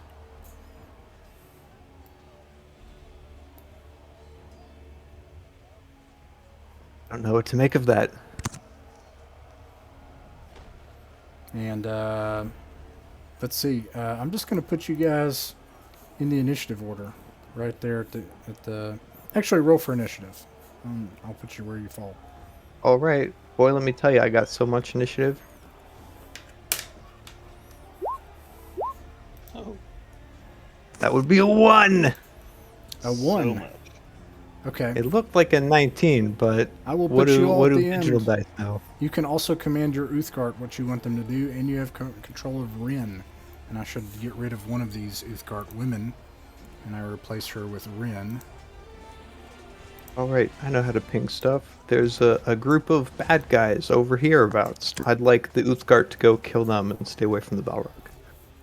Okay. Yeah. I'll just have them go over and do that. That way we just keep it simple. And you want them to like kind of just keep focusing on reinforcements as they come in?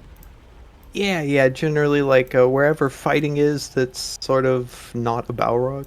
That's They're pretty also scary. on giant owls. I don't know if the owls get a turn while they go. I was gonna say I would like it if the owls could separate from the kick off the riders and go fight the Balrog. I knew you would say that, and I prepared for this. Oh no. I'm both don't know if that's amazed good and or bad. disappointed. You now have an army of giant owls again and Uthgard warriors. All right. Boy, oh boy. Okay, so anyways, the first person able to act are the allies. There's only one left, and he's going to try to fight to his death, and is not able to do anything against this thing. Now it's Kriv's turn. All right. Kriv is going to go into a rage. I haven't played a barbarian in a minute. And then he is going to move up to this lady right here. As a bonus action, he casts Thunderous Smite. All right. So that's all right. So he's in a rage. Which gives me +3 to damage. He's got his storm aura extending around him. So we'll just start with the first attack. So he gets his attack.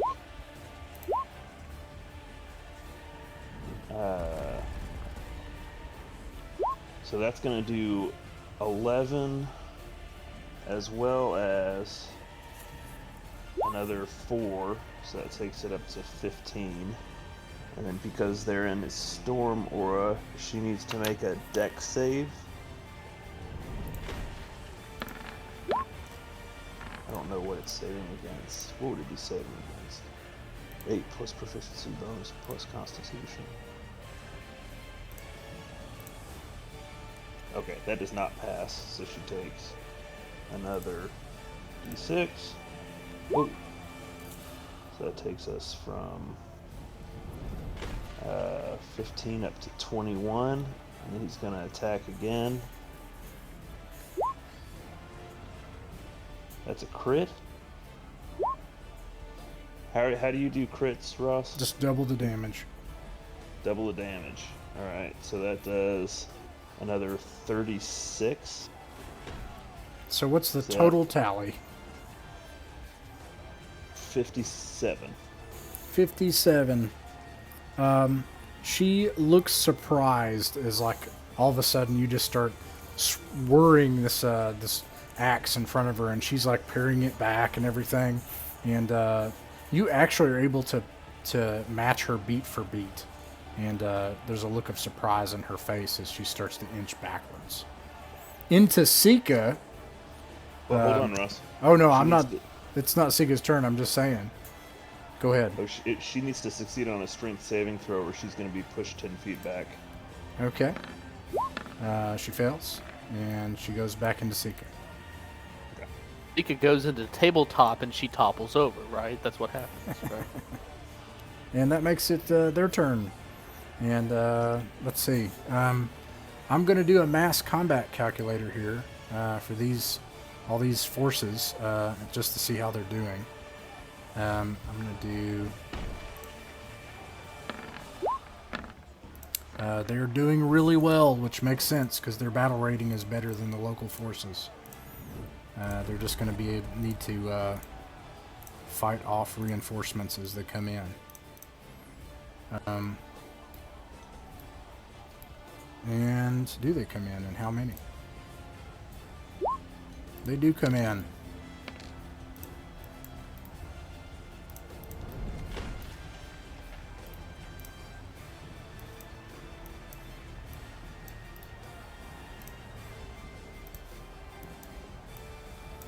Okay, and then that, let's see, this thing is going to try to kill Hayon.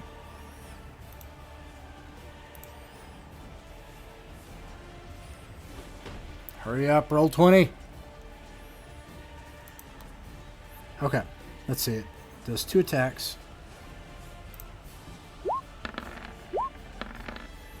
And,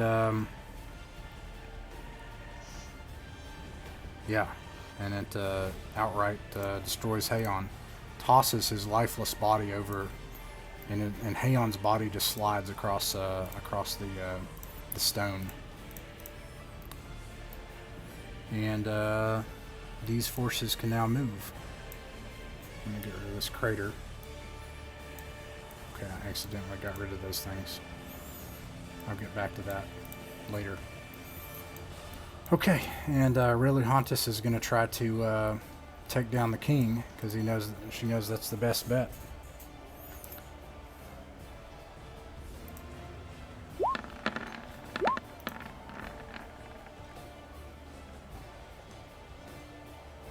And one hits. Let's see if she can do one more. One hits. Okay.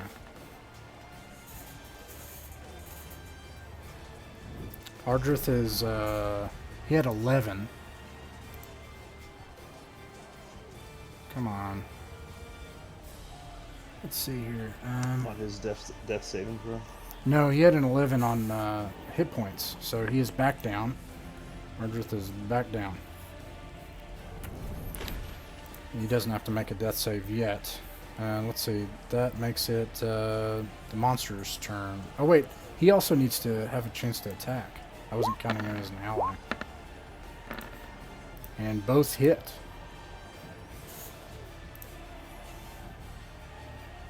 That would be D12 plus 4. 2D12 plus 4. Doing 20 damage to her. She is really surprised, and it's not going well. Okay, let's see. That makes it Sika's turn. Yay, it's me again! I'm gonna just go batshit crazy with my sword! And I'm assuming neither a 13 nor a 14 hit. No, they do not. Okay,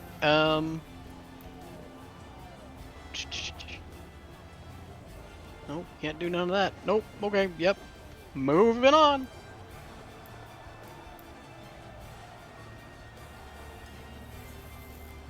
That's it, that's all I can do. Okay, Katawan.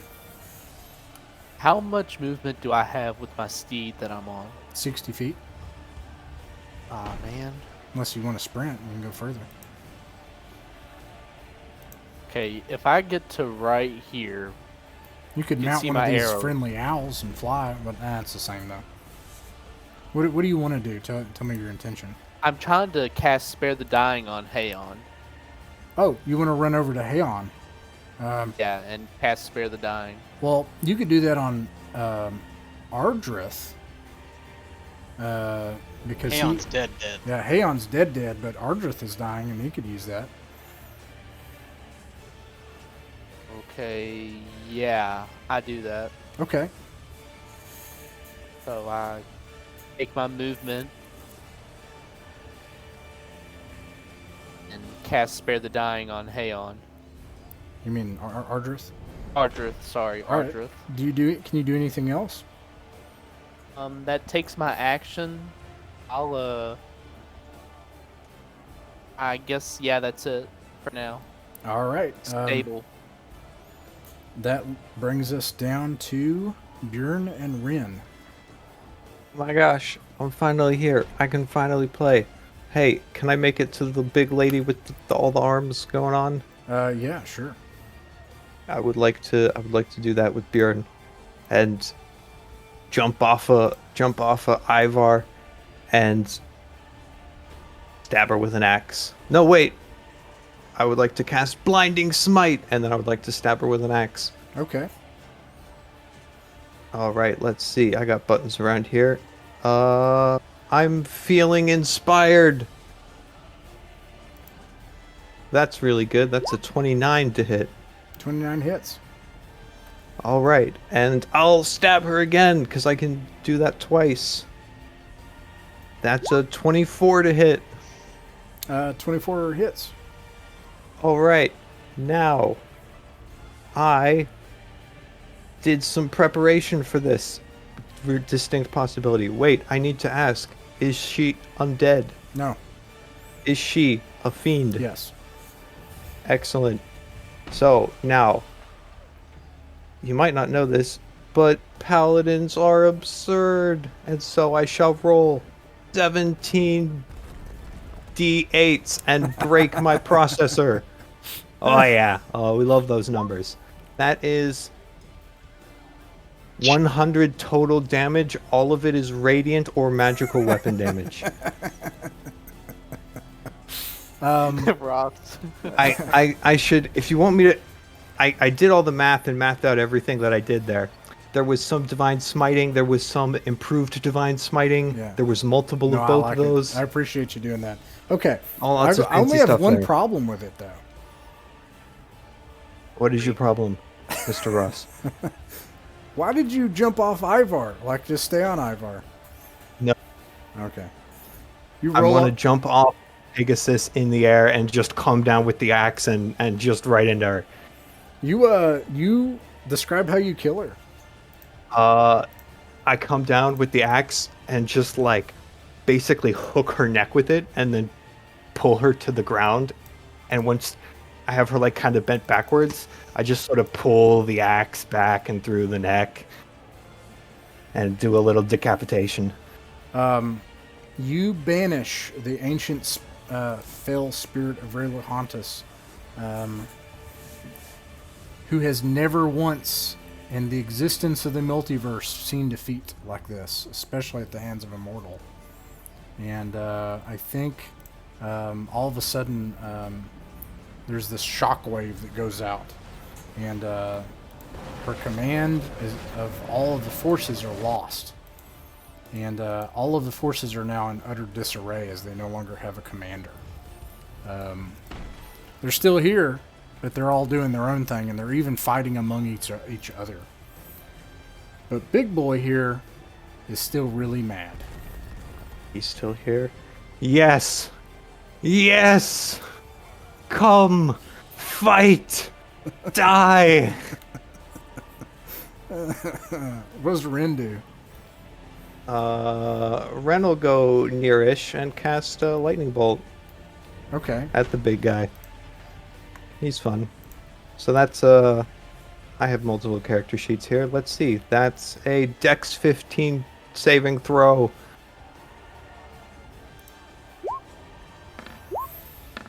That's the one that he doesn't have. Love to hear it. And and he got a 3. Excellent. He takes 43 lightning damage. Except he's resistant to it, so instead he takes 22. This is lame. I doth protest. And anything else? Well, I got these owls that haven't attacked anything, right? I wanted them to attack the Balrog. Go, kill it. Oh God, you just sick your owl army after the Balrog. Yeah. I feel like the battlefield's about to smell like a KFC.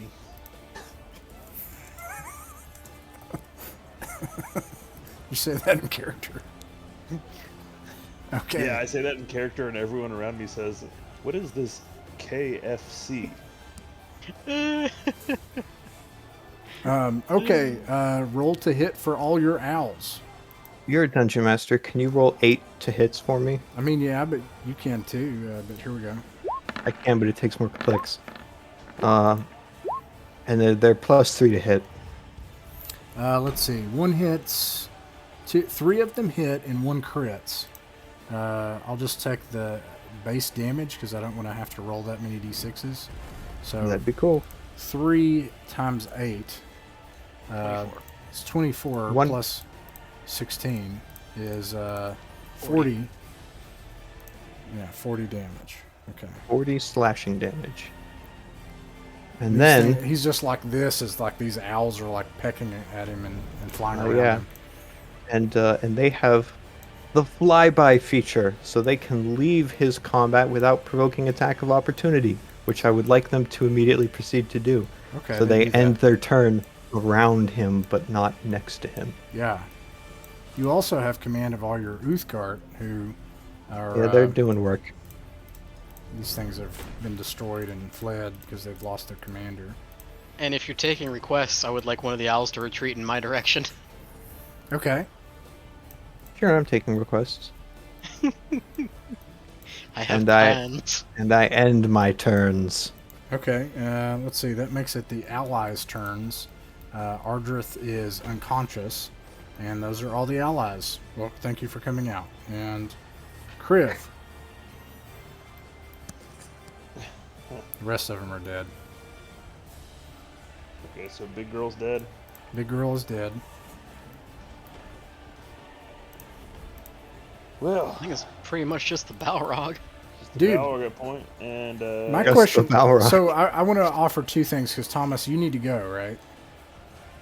I can stay over.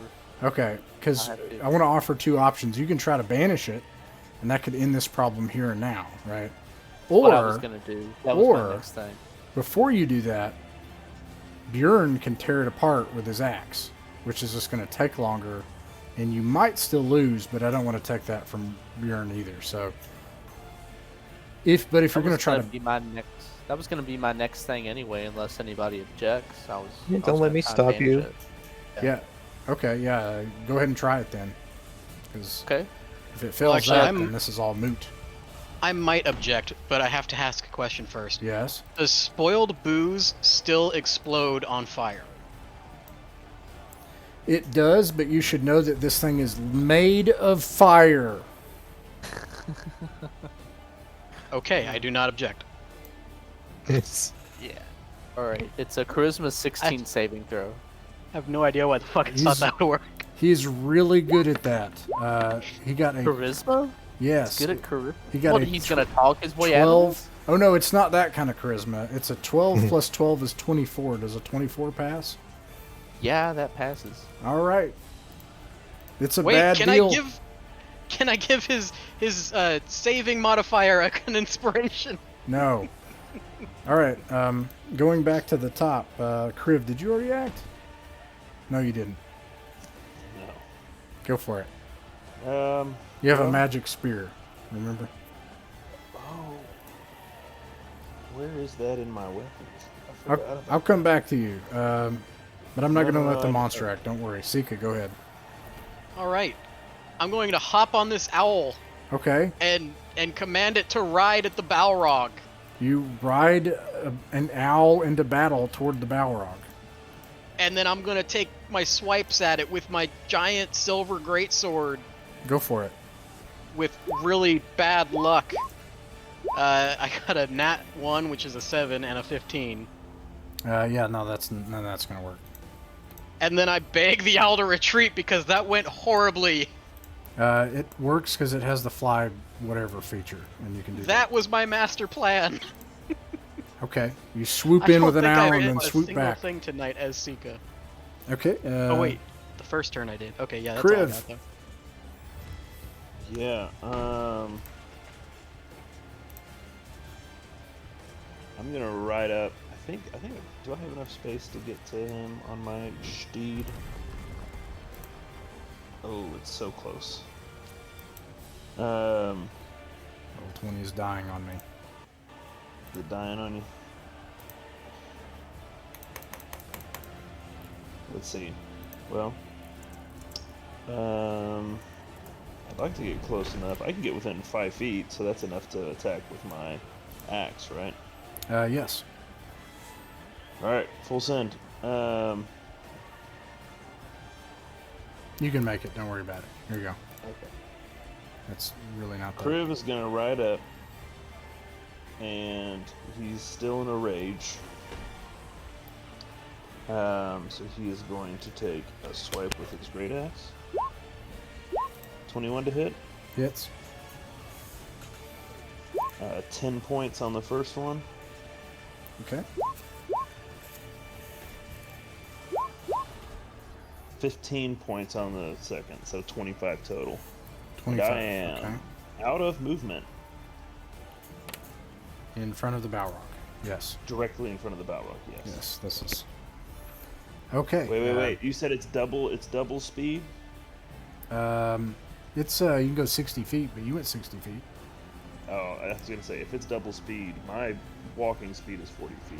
But okay, I am in front of the Balrog. You start within 5 feet, so you take 10 fire damage. And you also hit it with a melee attack, so you take another 10 fire damage. I forgot that. Also, Sika, you take 10 fire damage. And it's going to hit you with its longsword and whip. So, whip. They both hit. And so, Kriv, you take... let's see, you take 28 more fire damage. Or 28 slashing damage. So you're enraged, right? So you take half that, right? Yeah. So you take 14 slashing damage. And make a strength saving throw.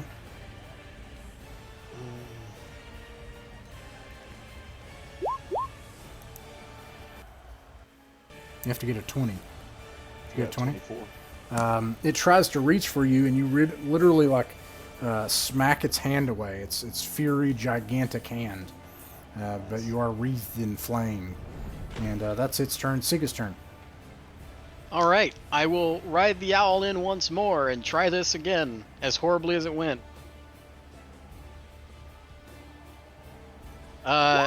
Do a 26 or 15 hit. Yeah, and you also got a nat 20. They both, one of them hits. The other one does not. Okay, the nat 20 is the one that hits, I assume. You take 10 more fire damage. That's okay, because I'm finally gonna do some freaking damage. It's gonna be 22 silver slashy damage. Okay. You know, 24, because I'm raged. I keep forgetting to add the 2. 24. Okay. All right. And then I fly by the hell out of there. All right. I'll give you your owl, control of your owl here. I do have control of Oh, it, actually. cool. So I don't even know how I did that, but fine. All right. probably accidentally. Katawan.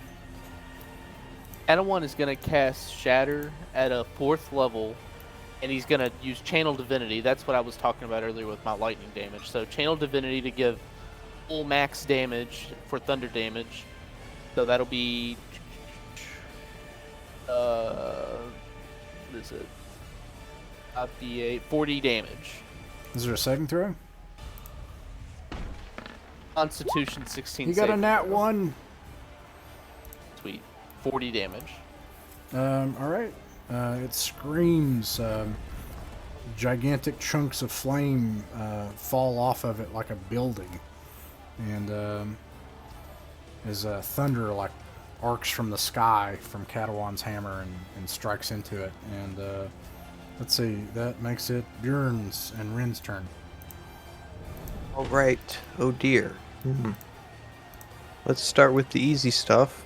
Let's lightning bolt him again. Okay, So that's a Dex 15 saving throw. that's what he's not good at. He failed. Roll 2.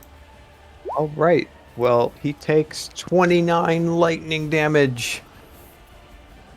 Yeah, lightning strikes into this behemoth as you guys start to try to fight it. Anything else? Oh, then there's Bjorn. Can I get back on Ivar? Yeah. Ivar All flies right. in and you mount him. How much movement does he give me? 60, I think. I'm sorry. Let me look. Crap.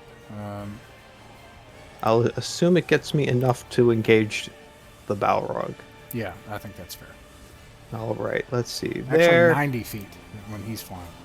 90 feet. Love to see it. Well, anyway, I'm going to go about there and stare confusedly at my character sheet for a few moments while I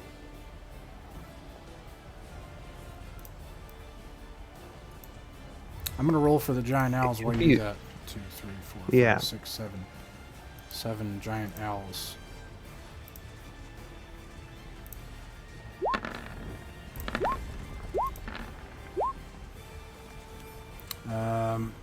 None of them hit. All right. Well, let's get very confused and do the same thing again. I'll cast Blinding Smite and attempt to stab him twice without advantage. The first one is a 14 to hit. That does not hit. Don't love to hear it.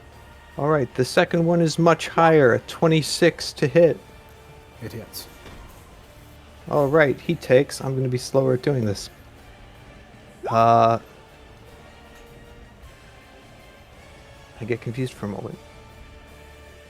He takes 7 magical weapon damage.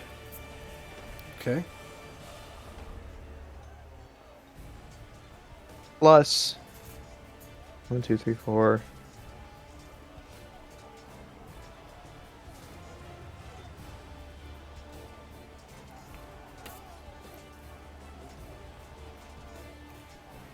Some other dice that I'm now rolling.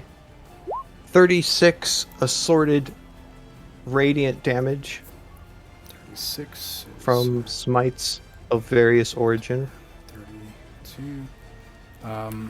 You actually can see like chunks of like flame coming out where you've like ripped open portions of him. All right, between and he Catalan gets and you to and take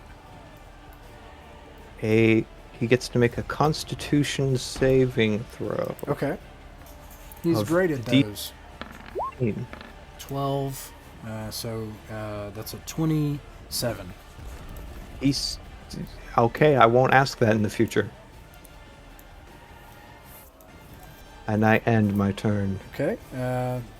Allies. Let's see. He's just unconscious now. I assume Kriv or Ardrith who gets pulled back to the banner. Spare the dying on him. What are the Uthkart warriors doing now? Are there no baddies left? Just this one. The one you're fighting. I don't Big suppose baddie. they have ranged weapons on their person. They do. I can use their mob combat feature. That Target would character. then in that case throw some weapons at a Balrog. Attack bonus is going to be this, and then total damage. We'll do that. It's just like crossbows, which he also. So yeah, basically it does like no damage. Awesome. Love to hear it. It does 1 damage actually. Let's see. Okay. Let's see. That makes it Kriv's turn. Oh. Well, Kriv took about 34 points of damage on that last turn. It's still nowhere close to dying. Yeah, Kriv's gonna disengage. Take the disengage action. All right. And Kriv's all the way, Ardrith's all the way back there. Kriv's gonna regroup with the friends here. All right. And then I've got a bonus action. Can I check in on our troops on the ground? Yeah, sure. Things have changed. Basically, these forces are scattered. Some of them have been destroyed. The enemy, the demonic army, is in disarray now because no one's in command, so they can't be coordinated. So they're sort of just running everywhere. And yeah. Okay. In that case, let's see. Let's You think about it. Catalan, what do you want to do? Catalan is gonna call lightning once more All right. at a 4th level, and that's a Dex 16 or saving throw. Okay. Dex 16 saving throw fails. Okay. It's 35 damage. 35 damage. It looks very badly hurt. Back to Kriv. Yeah, Kriv's gonna, since we have a clear path, let's bring these forces back up to right here. These. Yeah. What? You also have some other forces that seem to have joined the fray, like, which I'll get back to that in a second. But oh wait, no, you wanted them to get to the command point, right? Yeah. Well, what'd you say about what? What are Never these mad mind that. cultists up here doing? They are doing some kind of ritual, and the demons aren't bothering them. Interesting. Is there any way I can figure out what they're doing? You would need to send a scout back. So when someone would have to you'd have to command, "Hey, send me a scout report." Yeah, let's do that. I want to All figure right. out what they're doing. We will do that, and then meanwhile, Caleb, what did you say you wanted your forces to do? Command point? Ranged attack, right? No, not those. The army that you have. Well, the idea there was to look for a juicy spot to attack and attack it. Oh, in the battle. Okay, well they do that. You can roll your battle rating if you want to command them. Well, I don't know what it is. Roll a d20. Slash. Oh, just need the R there. D20. Oh, whoops. 16 All right. plus whatever relevant modifier. Let's see. I got a 19, but when I add my battle rating of 50, you still overcome them. So let's see. You start Love to whittling hear them it. down, and their battle rating is decreased. Okay. That scout will get to you on the next turn, and then back in the battle, I'll get to the wizards later. That makes it the monster's turn. And the monster is going to try to attack Buren for sure, no doubt. Come at me. Let's see. 12 and 17. Does a 26 or a 32 hit? Just barely. Just barely. Just meets my AC. Yeah. Make a strength saving throw. Strength saving throw. Boy, howdy! I got a lot of that. That's a lot. That's a 21 plus 4 is 25. You barely passed, and you can. Let's see. You take 36 damage. 36 damage. Nothing at all. He tries to grasp you, like you see this whip come out. It does actually strike your armor, and then the sword comes down and meets with your axe. Your whole body jars and is covered in flame. You're nearby it. You also take 10 fire damage. Did you strike it? We already did that last time, right? I did strike it. Did you take 10 fire damage from that? Nope. You take 10 more fire damage. And it is All right. Sika's turn. I can go in for another double flyby attack. Okay. That's a 24 to hit and a 25 to hit. They both hit. Hooray! Why did I do it like that? That was... Wait. That was not right anyway. Okay, so 10 and 8. Is it magical? So 18. It's silver. Does that matter? Uh, Help at all? No. No. It does Then- very little. Is it? Didn't you get it at the workshop? That makes Oh, it. I got it silvered. Katawan, you already took your turn, remember? Because we skipped ahead. So Did? that. Huh? Did? Yeah, we skipped ahead. I was like, all right, I'll get back to you, and I went ahead to you. You did Oh, a okay. lightning attack, and all that stuff. Yeah. Bjorn, Yes. What would you like from me? whatever you'd like. Is it my turn? It is your turn. Sorry. All right. Could I Ren turn first? Sure. All right. I would like to cast at 4th level Moonbeam Okay.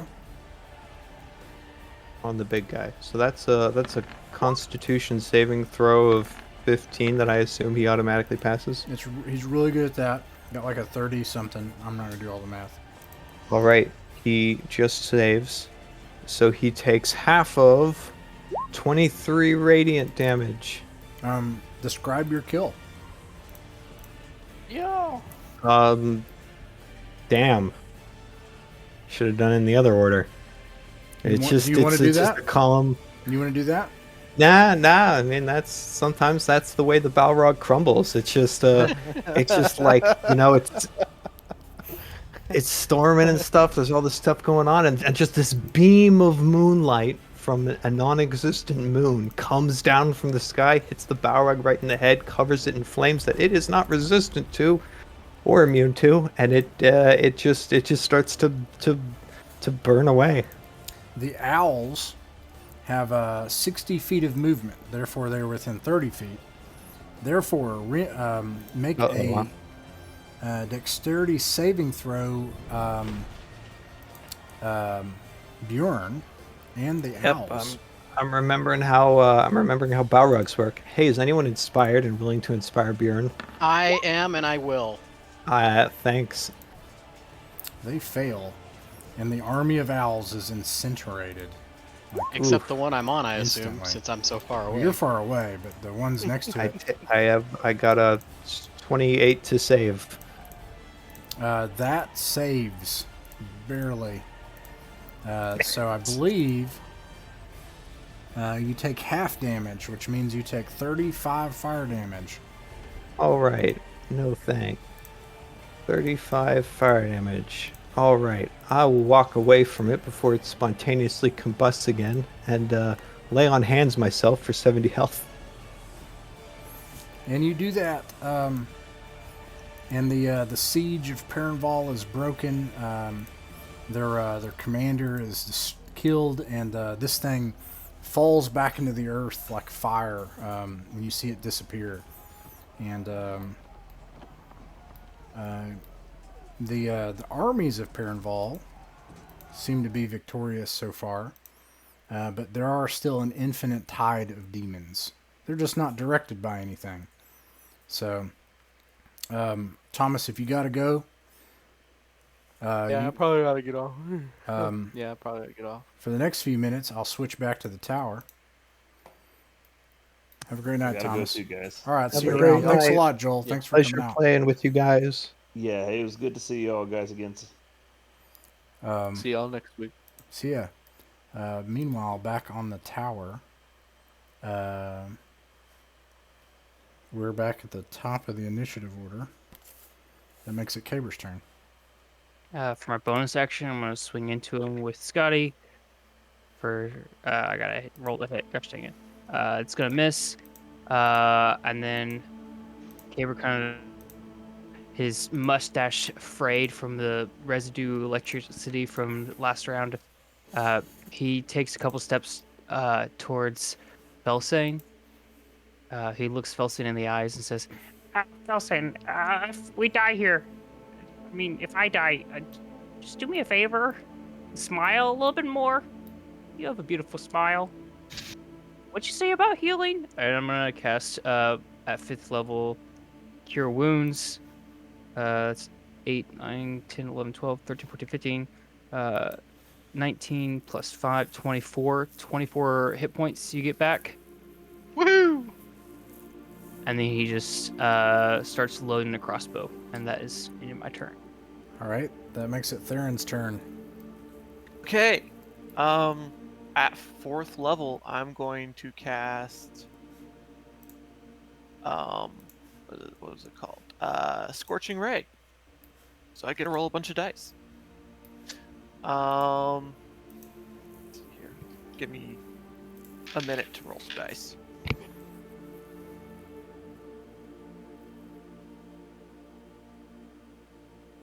Okay. I'm assuming a 13 doesn't hit. 13 does not hit. Does a 20 hit? 20 does hit. Then the rest of them will hit. Because I got a 20, a 22, a 27, and a 23. So that would be 8 for a total of 34 damage. 34 damage. Let's see. What type is that? Magical damage? Is that a spell? Yeah. Yeah, it's a spell. Fire. Okay. There wasn't any save, was there? No, I was rolling to hit. Okay. Let's see here.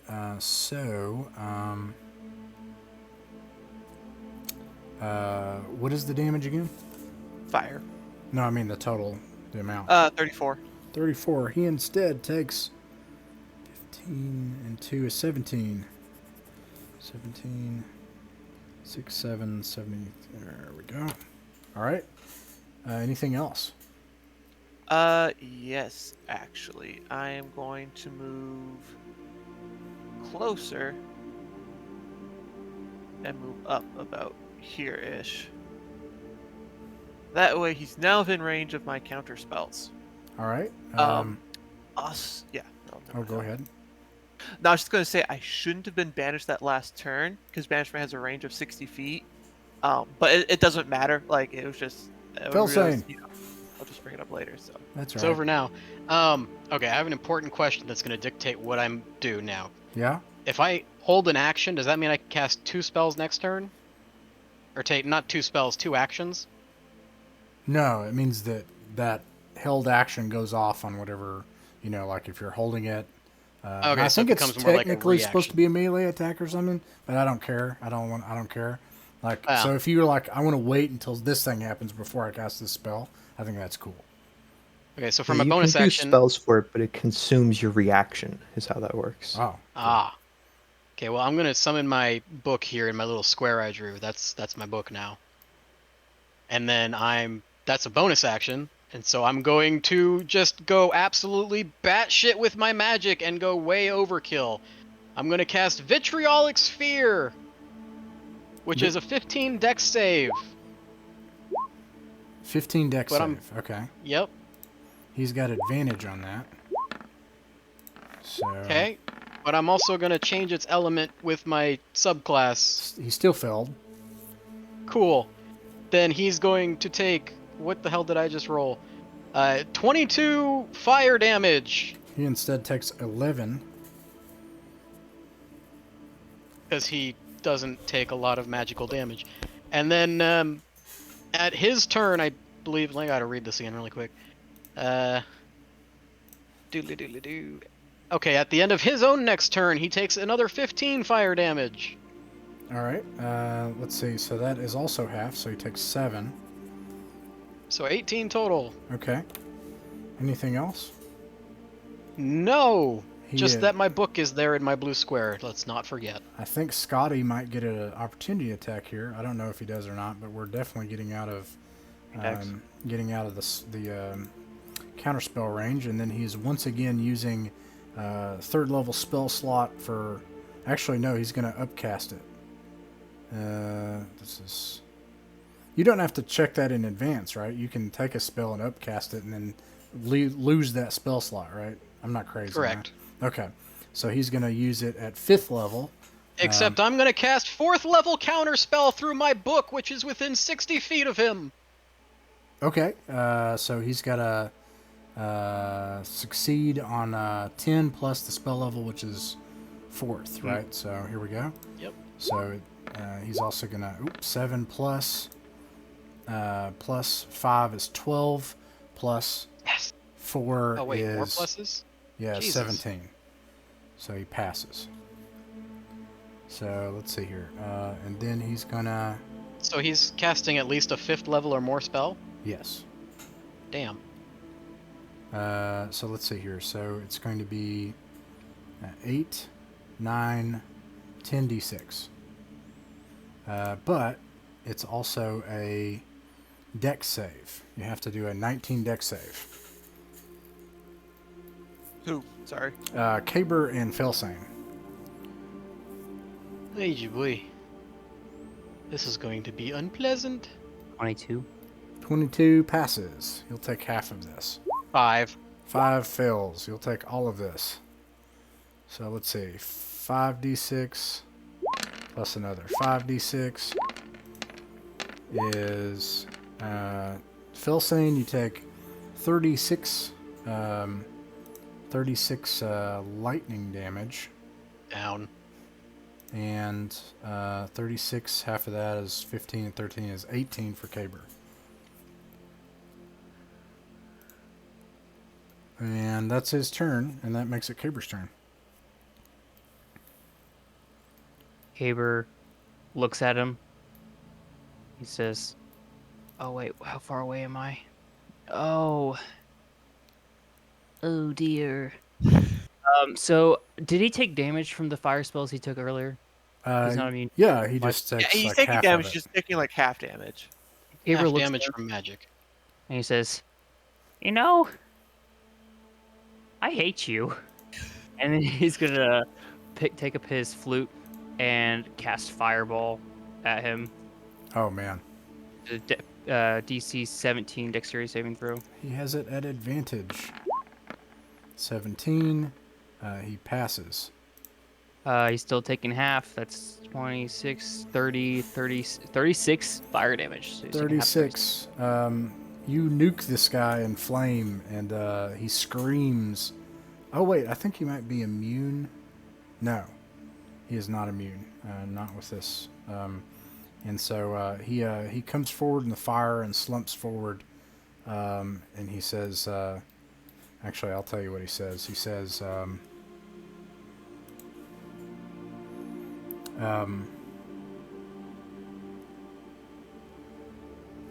Meddling idiot.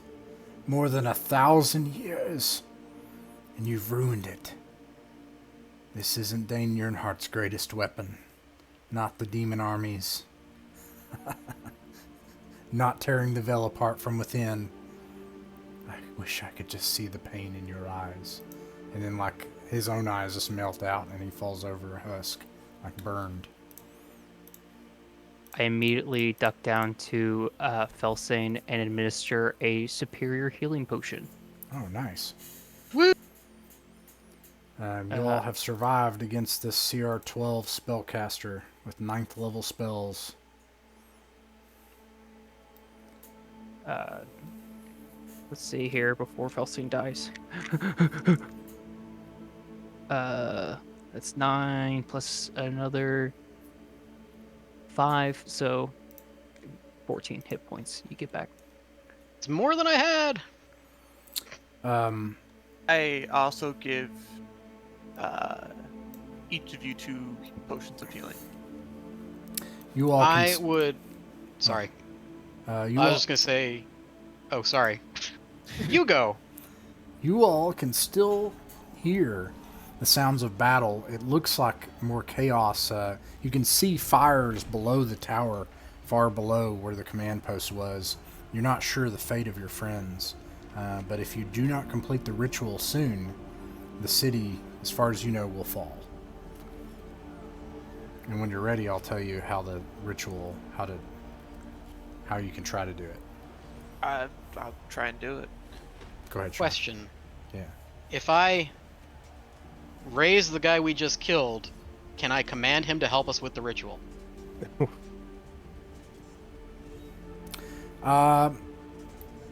No, and I'll tell you why. I love it. I love it. But he's actually a fiend. So he was like, and this might be me like pulling from other bits of lore and stuff, but when you kill a fiend, you can never actually kill one. You don't actually kill fiends. They're just sort of like, yeah, they're like rebanished back to the abyss, and they might be like demoted, and eventually they can become these gross slug things if they like fail bad enough, and then they work themselves back up the hierarchy. But you can never kill a fiend entirely. So I say that to say that you can't make an undead fiend in that way, because he's back in the abyss now. Probably as a slug man or something, but, not great. I like to move to the edge of the tower and look out towards the battle and clutch my flute and focus casting locate object and see if I can see Catawan's glowing nut. You see it. Where does Cata... Oh, he's gone. You see it in some dark place, like rustling.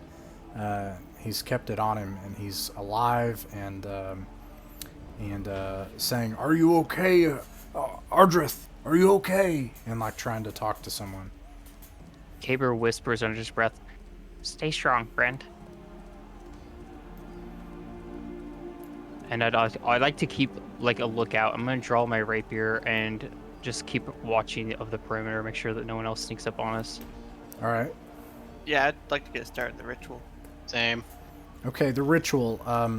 It requires the undivided attention of the caster, not just concentration. It takes at least 5 successful attempts to make it work completely. That's the really hard part. The ritual requires the full knowledge of the caster, every single bit of all of your notes and magical knowledge from your spellbook. It is a DC 19 Arcana check. You do it with disadvantage during combat.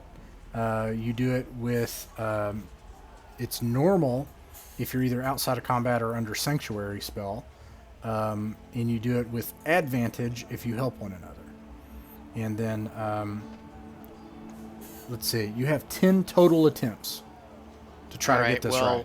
If you do it, if you fail more than 5 times, something bad happens. If you fail enough, something worse happens, and we'll see. Theron, would you like to help first? Because my Arcana is +7. Yeah, I think my Arcana is +7 as well. So. Mine is okay. +3. What I would like to do is, I have 3 uses left of my Bardic Inspiration. Can I, like, each round we do this, give one of them preemptively? Just say I'm going to devote all of my remaining resources? Yeah, absolutely. Okay.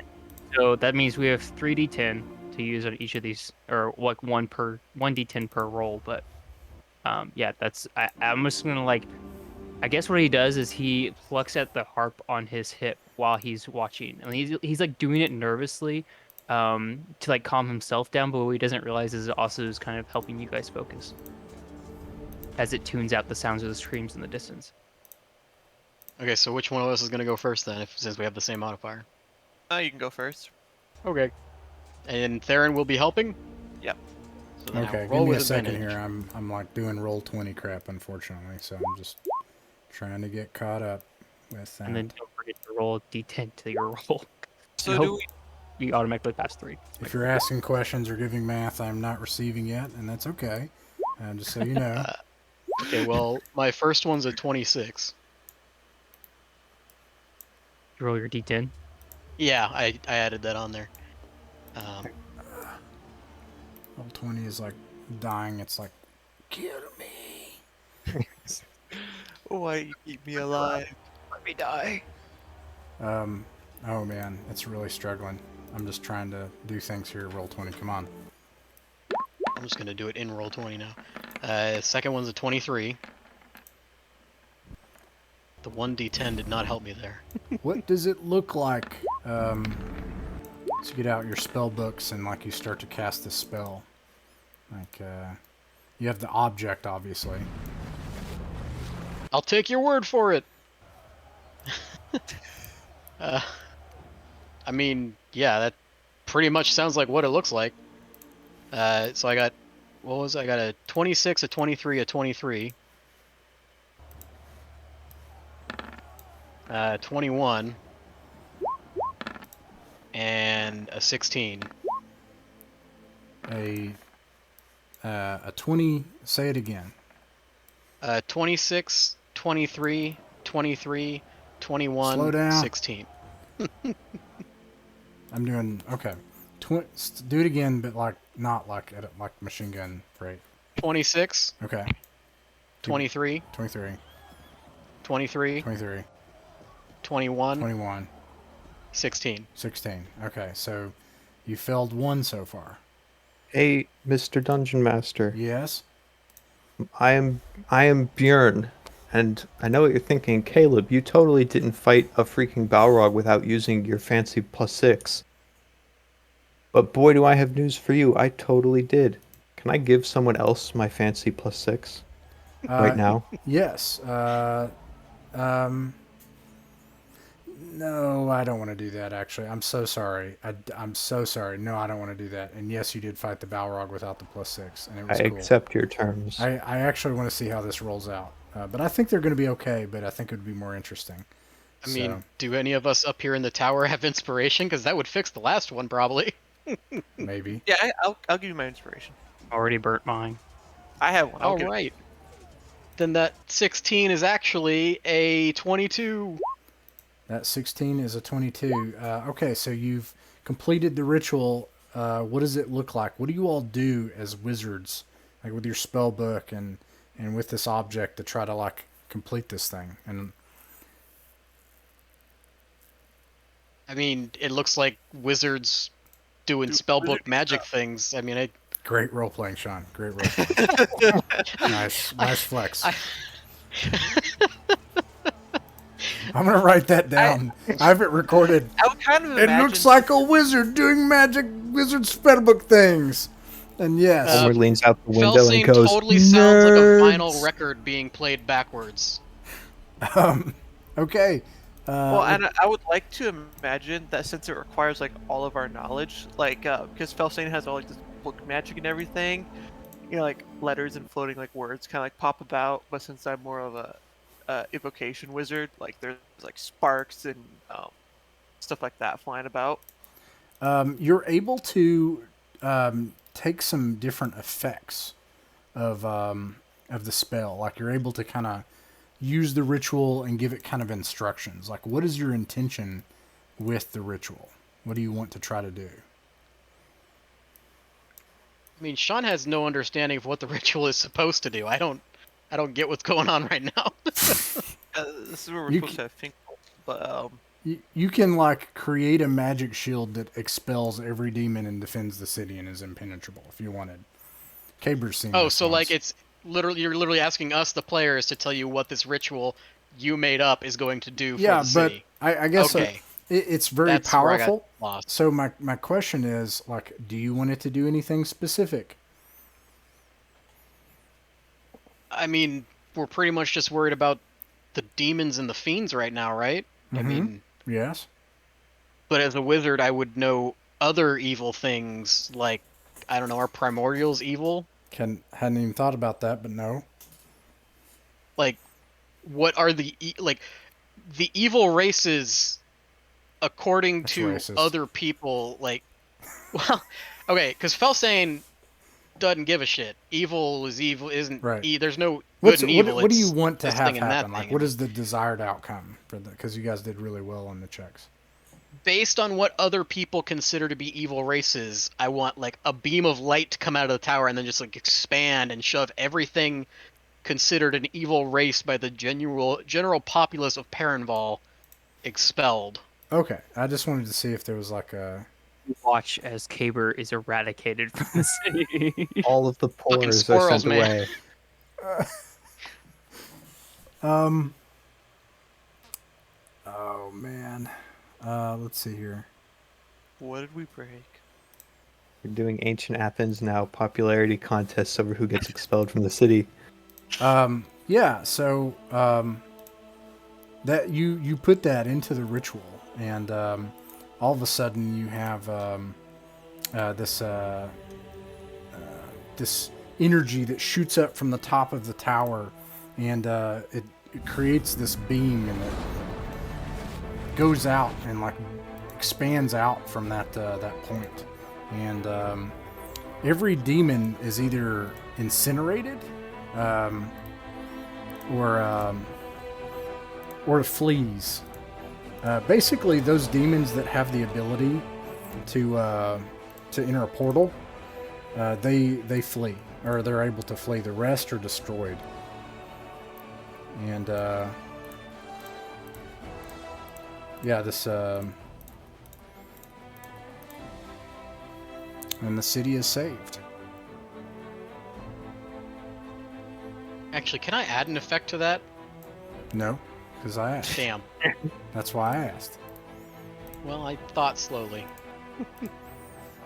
We'll definitely go over kind of like what happens, like during what happens with everybody next session. But what do you say to each other, or what does Caber do, or what do y'all do? Fellcayn's just gonna like look at Caber like with this really calm look and just be like, Yeah, good job. Hey, Theron, Yeah. don't disappear like that again. It That was the worst possible really- time to do that. wasn't really by choice. You see, he cast banishment on me. I mean, you can't do anything about that. Well, he was too far away for me to counter spell. Yeah, that sounds like an excuse. Caber walks up to Theron and gives him a hug. You guys hug in the rising sun of Perenval. Also, I would like to give Caber the map of what I now assume is Dane's fortress in wherever it was that he Aw, mentioned. yeah. Theron has had this map and considered actually like creating like leading the rebellion to its initial mission, and changed his mind, and he's held this map, and he's got a is it no, it's not a map, it's a schematic, it's a blueprint. Yeah, it's a blueprint. Basically Of Dane's fortress. details Dane's fortress. Fantastic. With the map and the information given me by Viliad, do I have any idea of where this thing is? Yes. Probably what Dilly had said is true. The fortress is magical. It's also airborne. And it's not mobile, but it connects to other planes of existence and actually uses them as part of the fortification. Now, what it uses from the multiverse, you don't know. But the fortress itself, you now have a perfect map of. And it's probably... Right. How to access it? You would need to travel. You can tell that the fortress is protected in a way through mythal magic, similar to how Perenval City is now.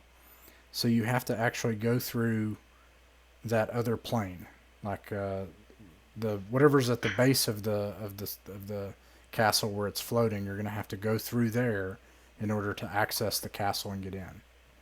Do I know what plane that is? Let me check. Mars Wizards in the Veil here. Could we figure that out together? It is in the world of Orth. Where do I know where that is? Or what that is? I don't think Right. Bjorn knows where that is, but you don't know that Bjorn knows where that is. And And the greatest wizard in the Vale. Caber would know where that is. It's one of the common metropolises of the prime material plane. One of the kind of common worlds that people come and go from that are planeswalkers and planes travelers. Would I, by chance, happen to know with my teleportation circle of a teleportation circle that's there? So something bad has happened. And I don't think Caber knows this, but Fellcayn does. Because you lost the shadow crossing device entirely, any intentional travel to another plane is you're not sure that you can make it, unless you find some other place, some other way to access, or if you another way that you could try to get to another point in the prime material plane is to try to travel through a transitive plane like you did that one time. Well, we also have the candle. Yeah, and I think Gate might be able to do that. If I make Gate, but Did Finkel run off with my wand? Because I gave him a wand to figure out, like, no, way back. It was my yeah, broken it's fixed. Let me see, broken wand. I don't know if because I don't know Broken because I never actually had a chance to wand. talk Finkel. get it from him. Left it in like the spare room of the